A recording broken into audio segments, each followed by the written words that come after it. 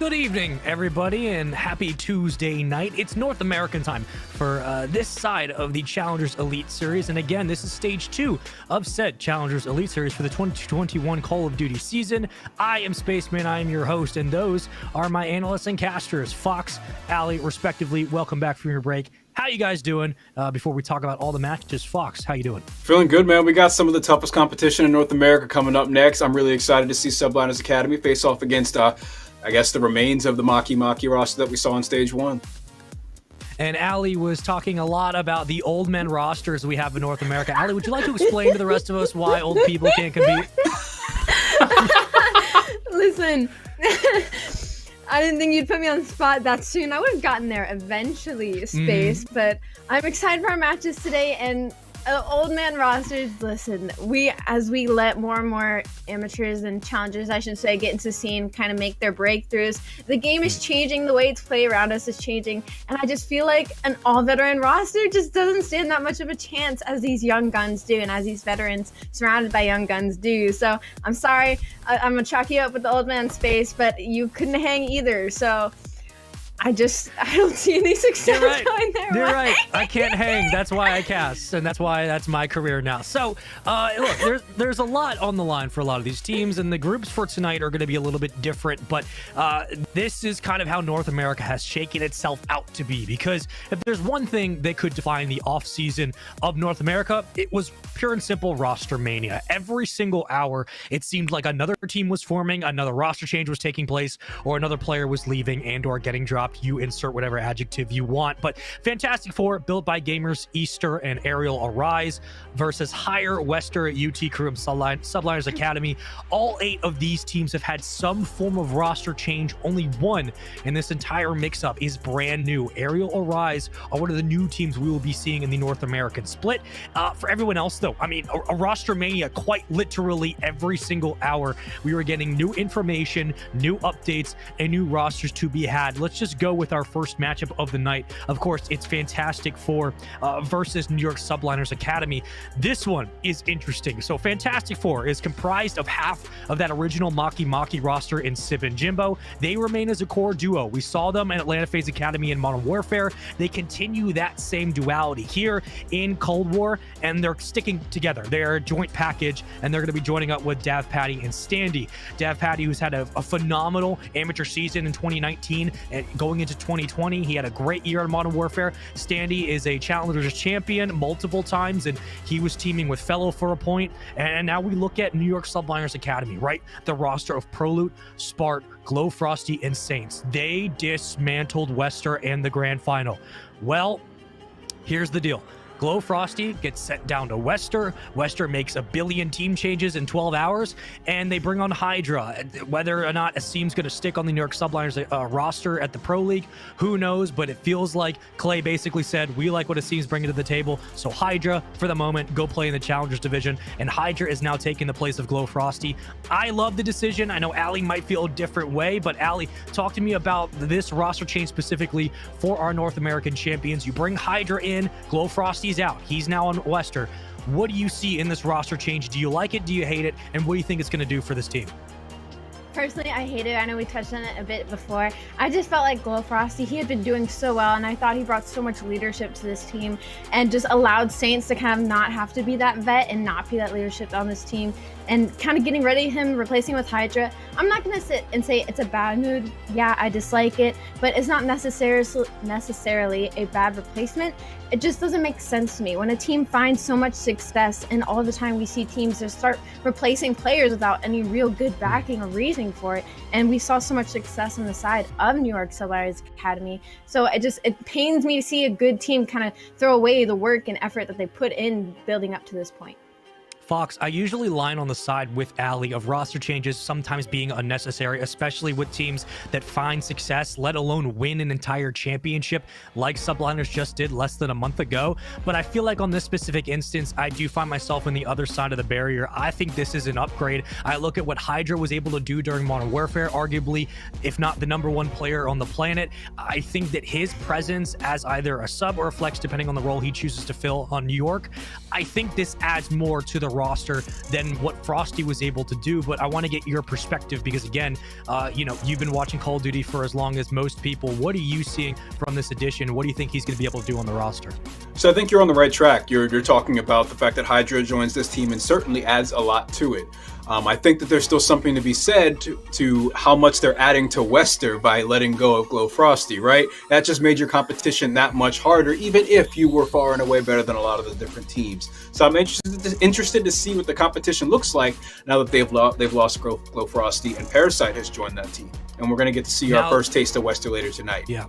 Yeah, and honestly, to kind of bank off that point, WestR, like, I know that our matchup is Fantastic Four versus New York Subliners Academy coming up first, but I also want to talk about WestR real quick. I want to talk about all the roster changes because I'm not kidding. We have a list of teams right here, and there's little asterisks on like every single team who made roster changes because it was a lot, and WestR was one of the biggest ones. WestR's roster got announced, and then they said, okay, we're going to stick through for Season 2, and then Zaptius leaves or gets dropped, and all of us were sitting here collectively saying, okay, why did Zaptius leave or get dropped? What was the reasoning behind this? And then Gravity tweets out that he's a free agent. And then we're like, okay, well, surely this is just, one or two small changes. And then Phantoms comes onto the roster for maybe 18 hours. Phantoms leaves, and he leaves with Gravity, and now they're a team of two. And then we're like, okay, so Zaptius is gone, and Phantoms and Gravity are gone. Like, where is this all coming from? And then it's like, okay, we're going to put Mayhem on the roster. No, that's not going to happen. Okay, Decimate's now filling in on the roster. Decimate's out after 16 hours, and Parasite joins in. Paul goes up to play with Royal Ravens, and now he's on the starting spot. So it's just, there has been so many roster changes that Paul was on the roster. He's now playing professionally for the Ravens. Venom had rumors about being on Los Angeles Thieves. That was unconfirmed, and it's still unconfirmed, and we're going to keep with him just sticking on the roster. So here's how it works. It's Venom, Zaptius, Frosty, and Parasite. That's your WestR lineup, and here are the stats from Season 1 of the Challengers Elite Series for WestR. Guys, there have been like 30 roster changes on this roster. Excuse me, the stats for the Subliners Academy team. There have been 30 or 40 changes for this WestR team, and I feel like this only fuels Subliners Academy to having a more successful Season 2 because they make one difference, and the one change they make is in Glow Frosty. They bring in Hydra, but Glow Frosty was excellent across all three modes. His control was his strongest, a 1.4, but kind of breaking down all of the roster craziness that just happened. Fox, 15 roster changes in a matter of 4 days. Do you think it's going to be a detriment to a team like WestR that once was competing against the Subliners Academy roster for a championship? It's really a tough call. We're seeing both teams make a change, and we're also seeing WestR pick up one of the former players of the Subliners Academy, so that could come with valuable information that he can relay to the rest of his team. When you have that player that has the inside information and can help you compete against them and help you get an understanding as to what they might do next, that's a huge advantage to come into a series with. And yeah, and you look at just Venom, Frosty, having, those kinds of players on the team, Frosty and Parasite, who's been a great flex, and he moves in, and that's something that when WestR was making a bunch of team changes, right? Like, they were looking for an extra flex, and Decimate basically tweeted out and said, I couldn't fill that role, so anyone who can, hit them up. Parasite does just that. He comes from playing with the Ravens, had a great showing, and they make a team change. So now you have Parasite down here, and I just think that this team is really well-equipped, well-rounded, but Ali, so many team changes in a short amount of time, but New York Subliners, kind of the match at hand, looking at Fantastic Four. Fantastic Four have been looking pretty fantastic. I'm not going to lie to you. I think the addition of Standy to this roster brings a lot of flexibility and a lot of stability with those subs because he was just lights out on that old Triumph team in Modern Warfare. But, going into this matchup, you had your own predictions. What are you expecting between both these teams and looking at the map layout in the entire series? Who are you expecting to walk away with the win?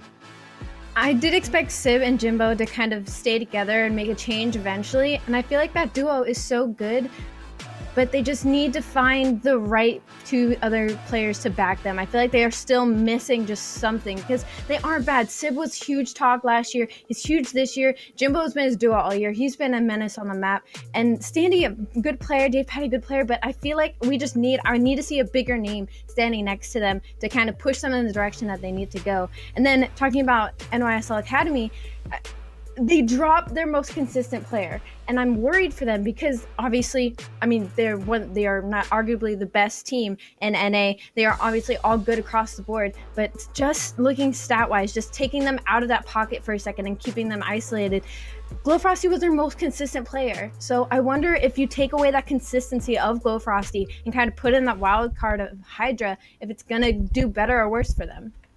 Well, we can only ask so many questions before the games just need to be played. That means it's time for game 1 of our first North American series. It's Fantastic Four and New York Subliners Academy going head-to-head on Moscow Hardpoint.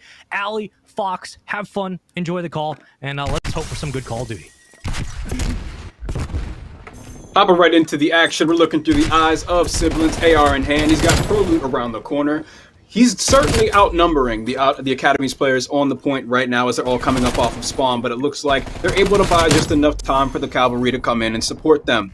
Jimbo with the submachine gun is tagged up and looking to be pinched here shortly, so we see again another uncontested hill, completely empty. Lots of back and forth in the kill column, not so much on the scoreboard so far, Allie. P1, as scrappy as it is on Moscow, definitely back and forth. No time seriously going either way, so that argues me to look over at the side of rotation. And Fantastic Four trying to make their way up a street, but Subliners Academy are already set up and waiting and ready for them. They walk into their pre-fire, as so they do. Saints with 2, what would I expect less out of him? And now Fantastic Four is spawning very deep in the street. Subliners have this information. They have a little bit of a lead and a good setup going into this P2. So as we're set up on P2, we see Hydra fanning out towards Metro. He's going to be met with one player just behind him. That's Jimbo. He's going to have to turn around and enter this engagement here soon. One in bedroom just around the corner as well, waiting for him. Jimbo gets the team shot and they take him down. So getting that kill in the back is going to be huge. This should set up a beautiful pinch here between Standy and Jimbo to get onto the point. Another kill in a row by Jimbo on this break. And we see it flipped in favor of Fantastic Four as they start to get some points on the board. Looking to shrink this deficit just a little bit. There's 30 seconds left on the hard point. They have certainly more than enough time to do so. And Siblings in a great position with the AR to support them on middle map. Fantastic break out of Fantastic Four to kind of put themselves back into this game. However, they do need to start worrying about rotation. There's only 15 seconds on the clock, and there's still almost 3 members left of Fantastic Four onto that old point. But what a spawn that is! Saints spawns all the way in the back street. That's because of Dave pushing up on street and creating that wall of white right there. As you see Fantastic Four pushing the back. ProLit has that information. They're trying to sit deep to make sure that they don't spawn out, but Sandy has something to say to that as he takes down one, looking to pick him off the point. And fantastic break coming out of Fantastic Four as they push the blinders out of the back of the spawn. So now they are spawning across the map, and there's still 40 seconds left up for grabs. And so, of course, we're seeing the meta shift a little bit here with the XM4 falling out of favor of the players. We're seeing the QBZ, we're seeing the AK-74U and the Krieg. You're seeing it in action there in Sib's hands. We'll have to see how it plays out for him throughout the rest of this map. So far, he's finding his team with a 20-second lead on the offensive push here as Subliners Academy are able to hold down the hard point. Spark running the QBZ as well. And you see him kind of taking point. He's going to be the closest one to the action in this next wave of engagements to player 3, 2, and 4. That's Sib, Standy, and Jimbo around the corner. He tags one up and finds a kill before getting out of dodge. He has the support over his shoulder as well from other Academy players. The scrap time goes to Subliners Academy, but and as well as the rotation is the only one close to it is going to be Dav Patty. A little too much commitment out of Fantastic as they were fighting for that 15 seconds on that scrap time, but they were able to gain spawns. We're on board with Hydra right now as he's going to try and get Sib out of the back as his teammates start falling on the hard point. Completely uncontested currently, no time going to either side for Fantastic Four. Still spawning favorably in the back, and they're going to have to pick Subliners out as we see some gunfights going down here. ProLoot's going to catch Sib off guard. He might do it. Standy as well. That is a huge 2 out of ProLoot. That's 3 on Saints. Time now going to side of Subliners Academy. You got ProLoot moving up towards players 2 and 3. They end up catching him and shutting him down. No answer back just yet. The remaining Subliners Academy players are on point, and they're able to hold it down on their own with the communication of that fallen player. And with the Metro spawn, they should still be able to hold control of this point for the remaining time. They find themselves up by about 40 seconds as we start to rotate back to middle map. Right back to the start at P1 in the center here, where we saw there was a lot of back and forth in the beginning. We'll have to see if it's the same story the second time around. Back in our second rotation as all of Fantastic is stacked into this point, just trying to play closer together. I love this play out of them as they are just trying to to lessen that gap in between them and subliners, but they do end up getting taken down. Subliners looking like they're starting to fall into their groove here going into this next rotation.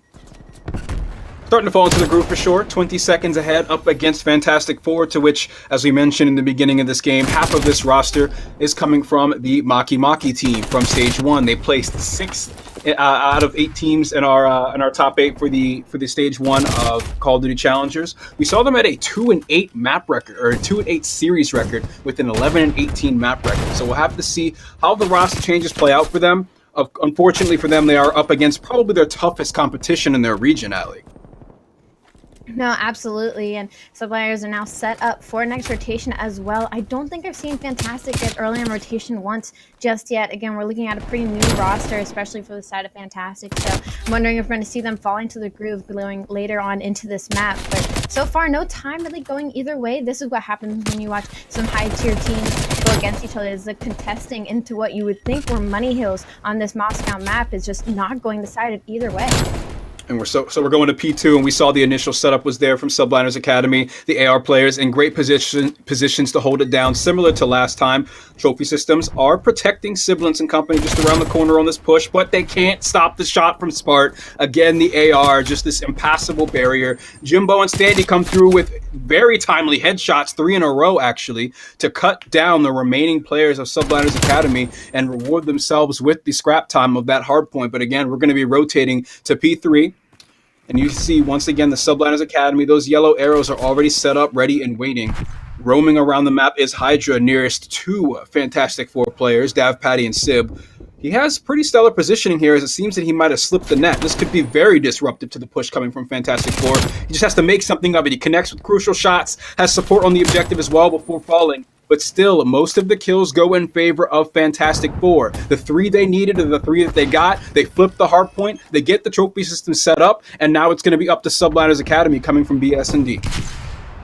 Sounds like streaks are getting called in from the side of Subliners because they don't want to give Fantastic any leverage going into this next rotation, and just like that, they're broken once again. I need to see more rotation out of Fantastic. They are committing too much to this scrap time. I want to see them chalk up the 20 seconds, set up for new, and try to get this hold to get a good full 60 going into Subliners Academy, because Subliners are looking fantastic right now. Spart is 20-15, Proloot 13-16, nothing bad, but Hydra is 19-12, Saint 16-17, not to mention just called streaks. And Fantastic, they need to step it up a little bit. Civ is 12-21. We need to see this young gun kind of step out and start warming up, heating up into here. Especially because that's your AR, and when you're out on these parts of the map on Metro, you need an AR to hold down those long lines of sight from bus.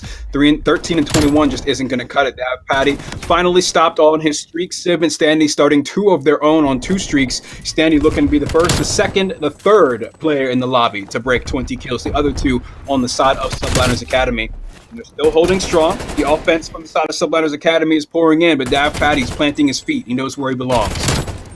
The engagement difference is so high, but the score is so low. This is only a 20-point difference. Fantastic gets 3 down on the side of Subliners. Now they are spawning deep street, but it doesn't look like anybody from Fantastic is looking for them. Sib is trying to get that information, and he finds one, but 2 of them slide past, and thankfully the cavalry is here and able to come in for this final 12 seconds. But once again, nobody is on rotation. Number 1, that's Dave. He's going to be the first to slide in, but he's going to be met by 3 members from Subliners, and he loses the gunfight to Proloot. That was a huge 1v1 that he needed to get to try and get some leverage going for his teammates. Sib, Jimbo, closest ones to the point. Last one remaining from that fight is going to be Sib, though. He's in a power position and needs to stay alive, value his life, wait for support. The trophy systems on the hardpoint will make it so tough to break, and Spart pulling the head off of Sib in that power position only makes it that much more difficult. Jimbo is able to answer back alongside Dav Patty, but as you can see, the point is still under control of Subliners Academy. Looks like Subliners is trying to make that rotation now, as you saw them all pulling up street, but they all get taken down except for Hydra left on his lonesome. And this is 20 seconds going to the side of Fantastic that Subliners really should not want to give up, especially because they do not have spawns going into P2. So it looks like they're going to commit and they're going to try and get this last couple of seconds, but should Fantastic finally get a good defensive setup here, this might be looking a little bit more dangerous for Subliners, who had come into this with such a large lead. 10 seconds remaining on the point. We're at the top of the 3rd rotation of hills in this hard point. We're seeing a very, very competitive game so far. Just 20 seconds about separates these 2 teams. not stellar control of this next point to either team so far. These next wave of engagements should certainly decide the fate of the beginning of this hard point. You see Saint sliding in. He's taken down. Dav Patty with a triple. Very timely to remove the wave of Academy players that were hopping onto the hard point. Still, it's anyone's hill, even though the time is going to Fantastic Four. 3-4 straight kills. All it took was Jimbo and Standy to shut it all down. I was going to say Dave needed to play his life there so that he could keep blocking those spawns for his teammates, but heck, they didn't need it. They spawned right up front and they pushed through and they're able to get this final 20 seconds. And now we see a lead change, and now we see 3 players from Fantastic kind of pushing their way through mid to try to disrupt this spawn going into this next hill. I feel like Fantastic's finally starting to warm up here, Fox. That they are, and we have Saints closest to the hard point to stop him. He's got a couple of hot players to get through here on the scrap time. He finds the one. As they're rotating to the new hard point, his team is going to have the initial time on the hard point. Several players coming in through middle map. You have to wonder who's watching Eskies for the team, because it looks like Standy is slipping through. He ends up getting taken down by Saints. Big stop right there. The remaining 3 players in the bottom left corner of your mini map. They should be able to make short work of them. They have the communication for it, but they lose the gunfights. That's the next crucial part of it. That close spawn from middle map could spell trouble. Bart spawns out towards the top right corner. That would be a good pinch, a good flank for him, as he should be able to catch Sib from behind here. And now that's going to be an outnumbered push that the Fantastic Four has to embark on. And you can see Dav, Patty, and Jimbo even it up with the quickness. Excellent shots from them once again. When Dav Patty's back's against the wall, he drops 30. 4 in a row with a minute of hill time to his name, only trailing by 5 seconds and getting the scrap time. Fantastic Four looks pretty good so far here, Ali. Great patience out of Dave to sit back there and wait for the perfect time to push up with his teammates, not only to guarantee spawns, but to also get that scrap time. But I just wish it was executed just a little bit faster. Not that it was fault, but gosh, ProLoot with 2 into green time, not going the side of subliners. And there's only 26 seconds left in this hard point. This is a down to the time hard point. We might not even get to the 250 point. Subliners could just step off of this and let the clock run if they wanted to. Fantastic. They need to contest, but they also have to get subliners out of the hill so that clock doesn't start running as it is right now. Jimbo and Sammy, they're going to slide in, but they're not able to take anybody down. ProLoot's just in the bus, taking them down, piecing them out, and after trades, subliners are still in time. Sib, you need to keep them off of it while your teammates get here. You cannot let them contest. You need to get 10 more seconds before you let this clock run out. There's 15 seconds, Fox. Sib had no trophy support on the hard point. It didn't even matter. They were able to put down the shots they needed. Hill time still going to Fantastic Four. Contested just a bit. Subliners Academy comes out on top. Kills in their favor as well as Saints and Spark connect with 2. Standy looking to be the difference maker, but it's just not enough. Subliners Academy just getting the last bit of scrap time is only 25 seconds separate them from victory. 2 more seconds and this game is over. Subliners Academy not able to take it. 0.1 on the clock as Fantastic Four are playing the objective. Pressure is enough from Eskies as the 2 final kills sink the nail, and Subliners Academy takes a nail biter of a map 1. He slid in at 0.1 seconds of that P1 pop, and had they gotten that 1 more kill and hadn't dropped down, that honestly could have gone either way. But great composure out of both teams. I definitely saw a lot more out of Fantastic Four I expected to see from this new roster. And NYSL, I mean, they started falling into the groove, but it definitely felt like the On-Guns were starting to catch up. Yeah, and there were so many scary moments in that hard point as it was back and forth for the last 5 minutes of the game. There was a lot of uncontested hill time, especially on P1. We saw Sib get a huge kill as he hopped into the hard point, waited for some support over his right shoulder, and he got that. But coming into the rotation, it was just Subliners Academy that was able to pull it all together, and as a unit, they were able to take them down. And then, of course, you talk about new rosters and Hydra seeming to fit in quite well as he started to go off near the end as well.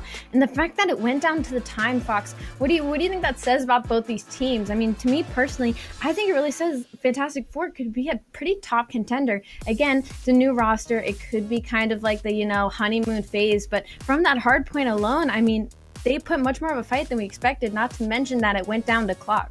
Yeah, I want to make my predictions about how these teams are going to do in the season once we get the first day jitters out of the way. So far, though, Ali, in this hardpoint, they've given us a lot to watch, a lot to enjoy, and more to explore here. So let's go hop into our replays and see just how this game unfolded. I mean, we saw a lot of stellar kills coming out of Sib when he was able to contribute in the later stages of the game, not so much in the beginning. We saw Dav Patty dropping 30 kills, and he was a monster with the multi-kills on the objective. And we look on the side of Fantastic, you know, we see Sib starting up a little bit slow and Dave Patty kind of just trying to put them on his back, you know, kind of pull them through it. And it kind of reminds me of an exotic situation where he's trying to pull and pull and pull and just wait for his teammates to kind of heat up and warm up. And I feel like that's a little bit of what we watched. They were unfortunately unable to close it out. But NYSL, I mean, once again, we talk about Spart, we talk about Saints, talk about Prologue, we talk about Hydra. They are all across the board just doing incredibly well. Slow start out of Prologue, as we can see, but again, 41 seconds in hill time playing that objective. Spart with 1:47 as we see it on the clock. I mean, this feels like a highlight reel for subliners.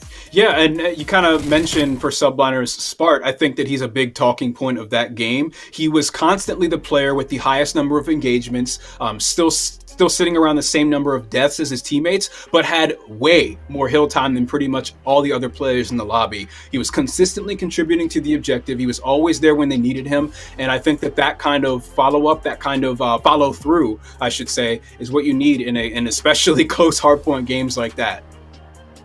Takeaways for a Fantastic, at least, because I know we were talking about how good NYSL Academy is and how much better they are still looking, but takeaways for Fantastic, they didn't look bad. I just feel like they needed to work on getting that early rotation. It felt like they were always trying to fight to break into the first couple of seconds of hill, and once they did that, it was still kind of a mess because they had to worry about where NYSL was spawning and what angles they were going to come from. So for them, their takeaways, I just want to see a little bit more of an early rotation out of them, and I feel like that would help them and help Dave Patty, especially, who sits so deep in the back, kind of help them get their footing again. Yeah, pretty questionable rotations for sure in that hard point. And as we get into the search and destroy, Ali, I'd love to hear what you think about the coming moments of this map here. We have the rest of our map pool ahead of us.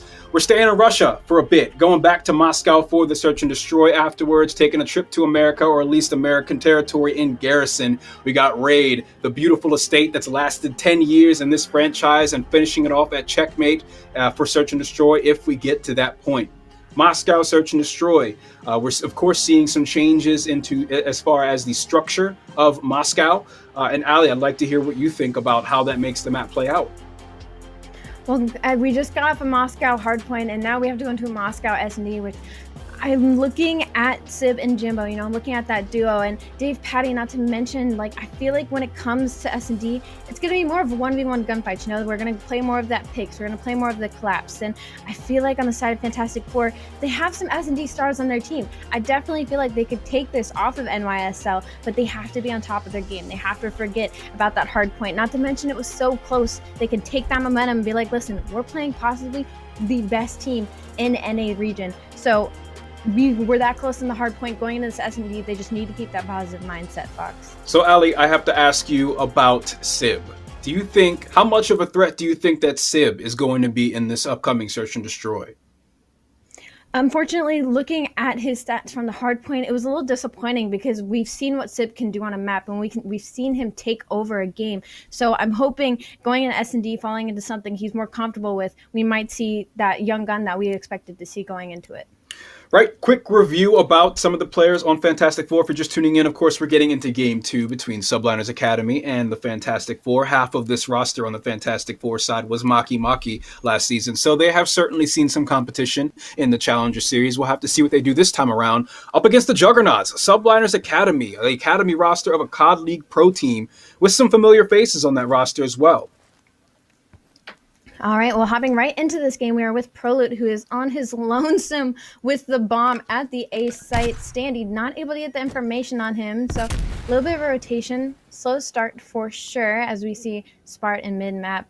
Jimbo doesn't know he's there, but if he makes his peek, which he does, he makes it out with his life. That is huge information on the side of Fantastic Four. Spart still alive on middle map. We saw no conclusion to that previous gunfight, but they're both looking for each other. Jimbo's in a great spot, and he wants to take him out. Standy almost got the information on Spart, and he waited for him, and there he goes. Now we are in a 2v4. Subliners down. Not what they expected going into this, but they answer right back with 2. Excuse me, Saints and Prologue. I'll never say it again. Wow, it's a 2v1. What was looking like a great round for Fantastic. I mean, they just get taken down, but 22 seconds. Bomb's going to get laid down at the B site. And Sib, he knows it. He's sprinting after them. He could get timing onto Prologue if he gets this right, but he has to deal with Saints first, who's sitting in the corner. Subliners, great composure out of them to go up 1-0 in the S&D. I like the play call. 3 straight kills, and they've skipped town, instantly run to B site. And it's just that kind of intuition, that kind of initiative that your team is able to take that's going to get you far in Search and Destroy. As they wiped them all at bricks, that was the most explosive moment of the round. I don't know what happened in those trades right there, but what was a 2v4 situation quickly turned into a 2v1 for Subliners Academy. Saints is 3-0. I expect nothing less from the man himself. And we're now on board with Bomb on Fantastic Four. Jimbo's got it. Looking like he's on his own on the B side of the map. I don't know what it is with these teams and leaving their bomb carriers all on their lonesome, but you do you. A little bit of a slow push going here out onto street. Subliners haven't gotten whiff of it yet, but Prolute's about to find out in just a second as he sees Dave with the pre-fire, tags him up, but it doesn't take anybody down. So now Subliners have this information. They're going to start making this rotation. Spart's going to catch one. Sib is down. Bomb is down. It's Lonesome in the middle. Spark takes down two. He can't take down the third, but the trades go through on the side of Subliners. So that was 3 hovering the A site, as you might have seen on defense. As soon as those shots rang out, they started moving towards the B site, and now we're seeing Saints and Prolute, the remaining players from that wave of engagements, coming back towards the A site. They close it out with the final kill. And if you're at home and you're trying to get familiar with how the professional players play Search and Destroy, watch the mini-map. Just take a look at how the action unfolds just after an engagement begins, right? As soon as a shot rang out, they sprang into action. The big thing for Subliners is they aren't getting taken down on that first blood. They get tagged up just a little bit, but they never get taken down. So then they have that information. They still have 4 people up, and they still have all the time in the world to work around it. So Saints is 4-0, by the way. He does not have Bomb working towards any of the streaks, but Hydra's going to take it. Full A push on the side of Subliners. Only 2 are going to be answering on the side of Fantastic. I don't know if they're going to want to take this engagement as they're going to start to fly out. Information goes through a couple trades. Now it's still a 3v3. 2 members of Subliners, though, going through mid. One gets taken down. Spart's able to get the trade, but after all that, Spart's left in a 1v2. Spart's alone. He gets out with his life. Bomb down just next to the A site. We see player 5 and player 7, Dav, Patty, and Standy near the bomb as well. It's going to be very, very troublesome for him to get onto this site and to pick up the objective. Can't help but think that they know that it was dropped here. They had to have checked the bodies by now. I think they heard him running by. He's able to catch Standy. Big gunfight win coming from Spark right there. He's got one more. Can he do it? No, not enough. Tagged up with the bloody red screen. He's going to be put down in the end. That's definitely unfortunate for him, as he was able to pick the one off, but the trade does come through on the side of Dave Patty. So as now a round going on the side of Fantastic, which they needed desperately. They don't want to go down 3-0, especially against Subliners. Spart, though, 4-3. Saints 4-1. Hydra yet to find his first kill. He is 0-3. And pretty even across the board on the side of Fantastic. So nothing too down and out yet. Now we're seeing an offensive attempt from the side of Fantastic Four after they've been able to put their first round on the board. All 4 players committing straight to the A site. They will be met with 4 yellow arrows from the side of Subliners Academy. We saw how things unfolded last time on Bricks. If you're on the side of Fantastic Four, you're hoping it's different this time around. That it is. Siblings with the double kill. Eskies is closed. Fantastic Four ties it up at 2-2. Finally, a pace change out of Fantastic Four as we see Sib just rip through elevators. Saints good night, not even giving them the chance. Now, this is what we expected out of these younger players, you know, playing a little bit more aggressive, going a little bit quicker of the rounds, and that's exactly what Fantastic is starting to do. So now we're tied up 2-2. Again, pretty even on the side of Fantastic. As we come into our 5th round, tied up here. We review the scoreboard. Saints was deathless for most of this game. He's finding his first 2 deaths in the only 2 rounds that Fantastic Four has been able to win. Hydra so far killless. On this offensive round, we are seeing Bomb in hands of a 4-2 Prolute moving towards the A site. He will be met with 2 different players. We're seeing tacticals ring out, not connecting with a whole lot. Semtex as well, and it ends up resulting in a kill from Saints. Jimbo was able to catch the head of Spart, though, for a response. The remaining players of Subliners Academy are still close to the action, whereas we see Fantastic Four much more sparsely spread out in the map. Now as they reconvene towards middle map, Standy does so with a kill in his back pocket, putting down Saints. And Bomb should be planted here. ProLoot, with the support of Hydra, facing off against 3 Fantastic Four players, they've been able to turn their offense into a defense. And now it's a long, long trip over to this site. Good read out of Standy, and although they do have the numbers, the bomb is down. They have to funnel the way through here and play some of the trades. ProLoot grabs 2, though. It's now 1v1. J-Patty has to take him down. He only has the pistol. 25 seconds on the clock. ProLoot is weak. He's going to back up. I respect it. On the bomb, though. He has the information. He's going to get tagged up, but he's not taken down yet. J-Patty's able to take him down, and that's going to be the defuse. Now Fantastic goes up. What was ProLoot saving the day now goes down, and another round on the side of Fantastic. That's probably the last player I'd want to be in a 1v1 against, and facing off against Fantastic Four in this series. I mean, Patty's had the hot hand all series so far. Map 1 and 2, he's been gunning, and when you're on bricks and you got to play your life, you got all 8 players in the lobby watching you, 7 other players in the lobby watching you. That's a tough spot to be in. Dave has been absolutely, he is only 4 and 3, but what feels like so much more. Now they're up around. Hydra still has yet to find his first kill. He is 0 and 5, not looking too hot for the new member on the NYSL team, but not down and out yet. Standy sitting pretty at 6 and 4. We're going to see a quick B push, I sure hope, on the side of Fantastic, as we all know what happens when you lag a little bit into street. You will get picked off. Spark gets that information, and here comes some of the kills. Saints finds Jimbo, as Saints does. Now a 3v3. Sid finds one as well, but bomb is down. It's going to try and get picked up by Dave, but Saints knows he's there. Saints slides in and gets that kill. Now Saints on the flank is doing so much damage right now. 3 straight kills. He needs 1 more for the ace. It's Siblings close to the action. Can he stop him? Doesn't even need to. The rest of the academy's right there to back him up and tie us up again at 3-3. Saints with the explosive, quick flank right off the bat with 0 hesitation. He is swiftly rewarded for it. First kill was the bomb carrier with no trade, and he was able to sit pretty in bedroom. Huge kills coming out of Saints there. It's so dangerous making that commitment to that B push, because you have to take down the AR in mid. You have to take down whoever's watching that cross. And if you only tag them up, that's the information on the side of subliners. That's allowing them to make their rotation and pick you off. It forces you to slow down a little bit and check all of your angles. So definitely a gamble going there as we're on board with Saints, and they're going to make a full push here into A. 3 players committing to A here, 1 on the middle of the map. That's going to be ProLoot on his own. Met with the entire army of players on the side of Fantastic Four, and once again, we're seeing Patty fill up your kill feed. 2 kills so far unanswered. Fantastic Four wipe them out. Great response out of them. I mean, Dave, again, we keep saying his name. He just keeps doing things on the map. We're on board with him once again. He takes down Saints. He takes down Hydra. I mean, somebody needs to shut this man down.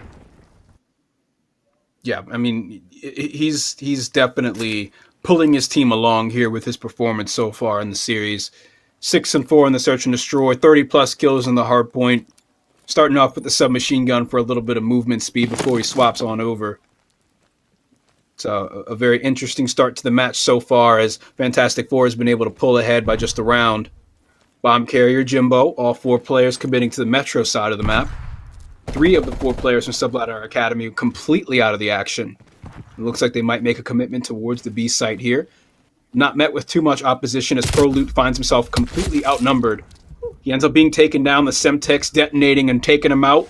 The bomb should go down here shortly, and we should expect to see a rotation. Seems to be very slow play coming from Hydra and Saints. Maybe they're predicting a rotation. That's why they have Spark sitting in the back. But the play does not resolve in that way. They end up turning their offense into a defense on the B site, and now they're up by 2 players, and they can just sit pretty and wait. Beautiful play out of Fantastic getting into that B site, because ProLoot, he got tagged up and he made the call out, but nobody from subliners really made an immediate rotation. I guess they were expecting it to be a little bit of a bait, and obviously those 2 on subliners go down, and now Fantastic Four up 5-3 over subliners. I believe Hydra is still only 1 and 6, and I feel like the subliners is now starting to feel the burn from that, as Fantastic is just starting, all of them across the board are heating up, not to mention Dave, not to mention Standy, the duo Sib and Jimbo. I mean, 6-6, 5-6 across. I mean, subliners, they need to wake up. They need to change something. They need to take the pace back into this S&D. It's just Dav Patty collecting multi-kills. I mean, of those 7 kills, at least 2, maybe 3 of them are double kills. And we're seeing Hydra sat at 1 and 7. He was one of the more recent victims to a double kill.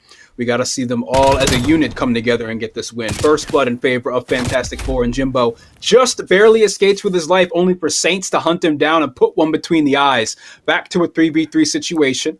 This still works out in favor of the Fantastic Four as they are on the defensive side.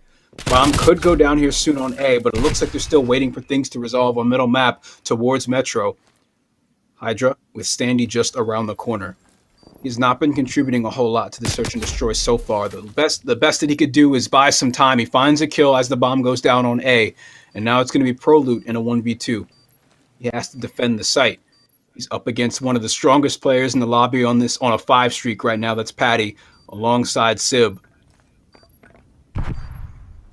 Able to check bomb, but those are 2 players. As long as he's watching over as the other diffuses, Proloot should get taken down here, but Dave didn't have the angle, so he's able to get Sib off. Dave's going straight for the defuse, though. He might get it. Now Proloot's going to check. Proloot's going to get him off of it, and Subliners are able to take what was supposed to be an easy round for Fantastic Four. Yeah, they're able to do it here. We're able to see Proloot commit to the 1v2. Both of those players wanted to go straight for the defuse, and other times that's the right call, right? You might get lucky and maybe he just goes on a journey and runs off, but unfortunately Proloot decides to stick it. He's got a good position to watch the bomb, so he holds to it. Ends up being rewarded with a round win. Still finding themselves trailing by 1. Fantastic Four at map point. And we see the rounds that Dav Patty makes it to the end of are the most difficult. A little bit of a tough angle taken by Dave, but we're not going to put everything on his shoulders just yet, as he is 9 and 5, and they are still up, so they have some wiggle room. But looks like we're slowing it down this round just a little bit. Bomb is yet to move past mid-map, and Spart's able to take Sib down. So now it's a 3v4, and this is the last situation you want to be in if you're a Fantastic Four. You do not want to be, not to mention down lives, but you don't want to give up the lead that you have over NYSL right now. Yeah, that's a big first blood for the defensive team. Subliners Academy looking to push it to a round 11. Dav Patty tagged up a player on middle map and wanted to finish the job, but was not able to do so. He does get his team some positioning to make their moves through Esky towards the A site. They will be met with 2 Subliners Academy players around the corner. Interesting place for the trophy system. I imagine it would have been much better if they were playing up on the site, but instead tucked away in this corner, they have to be waiting for a pinch to unfold. Spart is on middle map. Want to know what the call is here, as he ends up backing up and just holding that chest high cover. He's not doing a whole lot. One player at the top of Eskies ends up getting him. Spart makes nothing of his positioning. Bomb carrier gets out alive, but Jimbo's caught anyway. The communication shuts it down. We're down to a round 11 now. Really feeling the burn from that loss of that 2v1 round, as Jimbo tries to throw some life, and he ends up taking down 2 here, but bad timing onto third, just wasn't able to get that kill in time, as Bomb still need to go down as well. Fantastic. They were doing so good. They were pulling the pace back for them. They were playing aggressive, and it looks like Subliner is just biting right back. Hydra is now 4 and 9. He has gained 4 kills in the past 3 rounds.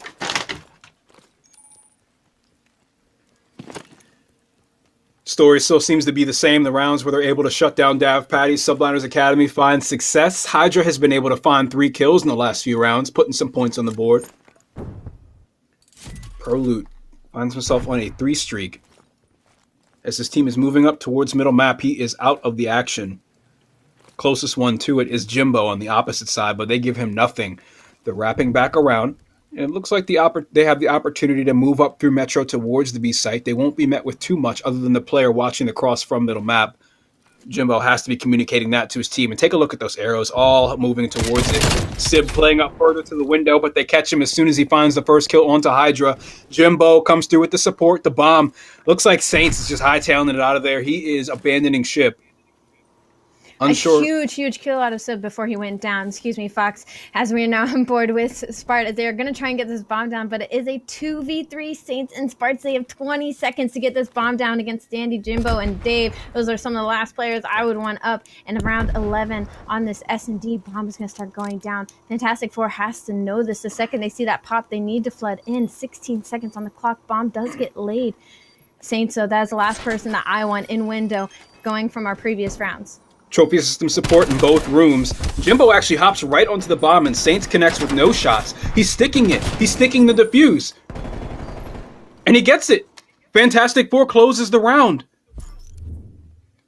Fantastic Four. I like how he looked on their side of their engagements. I mean, across the board, they were all doing so well, where subliners, everybody was doing well, except for, unfortunately, one player who was just a little slow to warm up. So congrats on them to close that out there in the end. Like I said, they just needed to start pulling it back. They just started to need playing their aggressive pace. And once they started shutting down Saints, that was all she wrote. Yeah, Saints was huge to the way the Subliners Academy was playing there. You could see that he was certainly at the head of the play calling. You could see that he was also at the head of the playmaking, stellar flanks, awesome support with the bomb carrier. I mean, Saints really was contributing a whole lot, but in the end, it just wasn't enough. We saw on the side of Fantastic Four an awesome performance coming out of Patty. And I mean, Allie, did you have any takeaways as to what he was doing that was setting him so far apart from the rest of the players? Dave just, I mean, it felt like he knew everything that was going on. He was always in control of a situation wherever he was. And I know I talked about seeing Sib and Jimbo kind of take over the map. And Jimbo, I mean, he obviously had a map as well in the S&D. But I mean, Dave, this entire series, he has just been kind of the headway for his teammates. So, I mean, he has just been kind of leading the way. And I feel like that's huge for them going into this. Right, so let's actually take a look at it. I mean, there were a lot of really explosive moments in that search and destroy, one of which I'm hoping we get to see is at Bricks, which was a triple kill coming out of Saints. Quick commitment to the bomb plant on the opposite side of the map after that one. And I mean, really what we saw a lot of in the search and destroy, at least in the early and middle stages, was really good play calling, swift decision making, and a lot of group efforts in terms of where they were sending their players. Right, it was always 3 players bunched together whenever possible on a site, both offensively and defensively. Absolutely, and I was excited to see Sib kind of in close quarters. That's where he really shines, when you kind of put him in that close situation. And Dave, we just watched that 2-piece once again. And I feel like going further on, especially when it comes to S&D, having somebody like Dave Patty on your team behind you with Sib and Jimbo, and of course Standy also 7 and 6 across the board. They're just such a good S&D team, and I feel like once they kind of work down their mechanics a little bit better, start cleaning up the small mistakes that they're making, they're going to be a very dangerous S&D team. That for sure. So we're seeing the first 2 maps of these teams in stage 2 of the Call of Duty Challenger series. the Subliners Academy facing off against this roster here. And I mean, this is our first taste of them, right? For the North American region. This is our first matchup for this region. And I think that these are the 2 best teams we could have seen. We're going to see some of the best teams in the region tonight. We're seeing WestR, we're seeing Easter coming up against, which is a really interesting way to name your team here. And all the roster changes involved most of these teams in North America. Absolutely. And from this alone and from our EU earlier in today, I feel like it's just been such a competitive matchup. Each matchup has just really gone the distance, and already we are now 1-1 in the series count. We're starting to go the distance once again, and I want to check the maps one more time going into this Garrison control. I'm favoring NYSL just because of their respawn and how good they have looked, but the life out of Fantastic Four in the Hardpoint, in the search and destroy, able to close that out. If they keep going off of that momentum, getting that close game and getting that win, Fox, I want to know your predictions going into this control for both teams. I think we're going to see Subliners Academy come back with a vengeance here in the Garrison control. A really close hardpoint, real close search and destroy. We're seeing very competent players on the side of Fantastic Four that have to be riding that high of keeping such stiff competition against one of the best teams in the North American region for this series. So I think it's going to be a competitive one, but I still feel that we see Subliners Academy close out Garrison control and go up 2-1 in this series. I would not be surprised to see this one go to a Game 5. Both of our games so far on broadcast today have been Game 5, and I don't see this one being any different with how hotly contested it's been so far. And I want to get your thoughts on this. Personally, I think when it comes to this Garrison, with it being so close quarters, I don't expect it really to be an AR battle. I expect Dave Patty to keep doing what he's been doing this whole series and kind of going off. And I don't see NYSL shutting him down anytime soon. So I'm looking more at Sib and Jimbo. I'm looking more at, Saints and Hydra. I'm looking at them kind of going up sub against subs. And I feel like that would be kind of the deciding factor going into this control.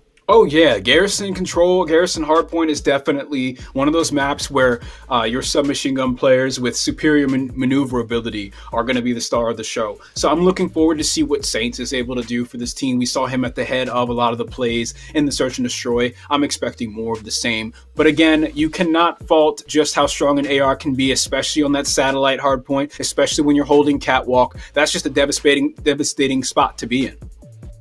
And win conditions for sure on the side of New York Subliners Academy is we need to see a Hydra pick it back up. We saw a little bit of him in the Hardpoint. We didn't see much of him in the S&D. Now, as we load into this control, I am definitely hoping to see more out of Hydra from being, you know, kind of the new name on this roster. Certainly not a good showing in the Search and Destroy. You got to wonder how long that S&D would have really gone had he not been killless for so much of it, kind of trailing behind a lot of his teammate. Even Pro Loot, the bomb carrier, was able to contribute quite a lot more throughout every stage of the map. However, of course, getting that first stage jitters out, lots of Call of Duty to be played. We're looking at a very competent, a very well put together roster on the side of Subliners Academy. And of course, some of the most experienced players in this region. So as they're facing off against this Fantastic Four, I got to say they certainly have the advantage in terms of being a cohesive unit. They've been together longer. I know we talk a lot about, you know, what both teams can do better and what they're doing wrong, but we are watching some of the best teams, and it's not the best team in the NA region. So definitely huge stuff coming out of them as they are making this competition look absolutely fierce. And, you know, you talk about roster changes and new players joining each team. Fantastic Four is basically, you know, a new start from scratch. I mean, Jimbo and Sib, obviously the duo of Dave, Patty, and Standy. Subliners, all they did was sub and Hydra, you know, and you wonder how big of a change that really made for them as they struggle now against a new team like Fantastic Four. Saints not able to find the double kill he was looking for with that flank right there, and we see a little bit of tick progress on the B site. Sib sat pretty, capturing A. He's alone here though, so he's going to be playing his life as two Subliners Academy players are pushing up from arches. I think I like the positioning here. He's able to find one kill, not able to connect with the second, but the support from Bricks with the submachine gun player, we mentioned how much of a factor they're going to be. Jimbo was able to come up and finish the job. Patty on a 3 streak, finally taken down. Jimbo still alive, looking to support the remaining players, but he's alone in a Subliners Academy world and staying alive in it. He's just going to keep swimming, taking down Saints. Hydra follows up on Sib, so his support is gone. And this is right where you want him to be, being disruptive on the point, but he ends up being taken down after a well-placed Semtex. In Subliners Academy, they swarm the A site and keep that defense strong. Jimbo and Sib, huge there to make that distraction over on the A side and forcing New York Subliners Academy to just kind of give up B that early. So now they have a minute to work with.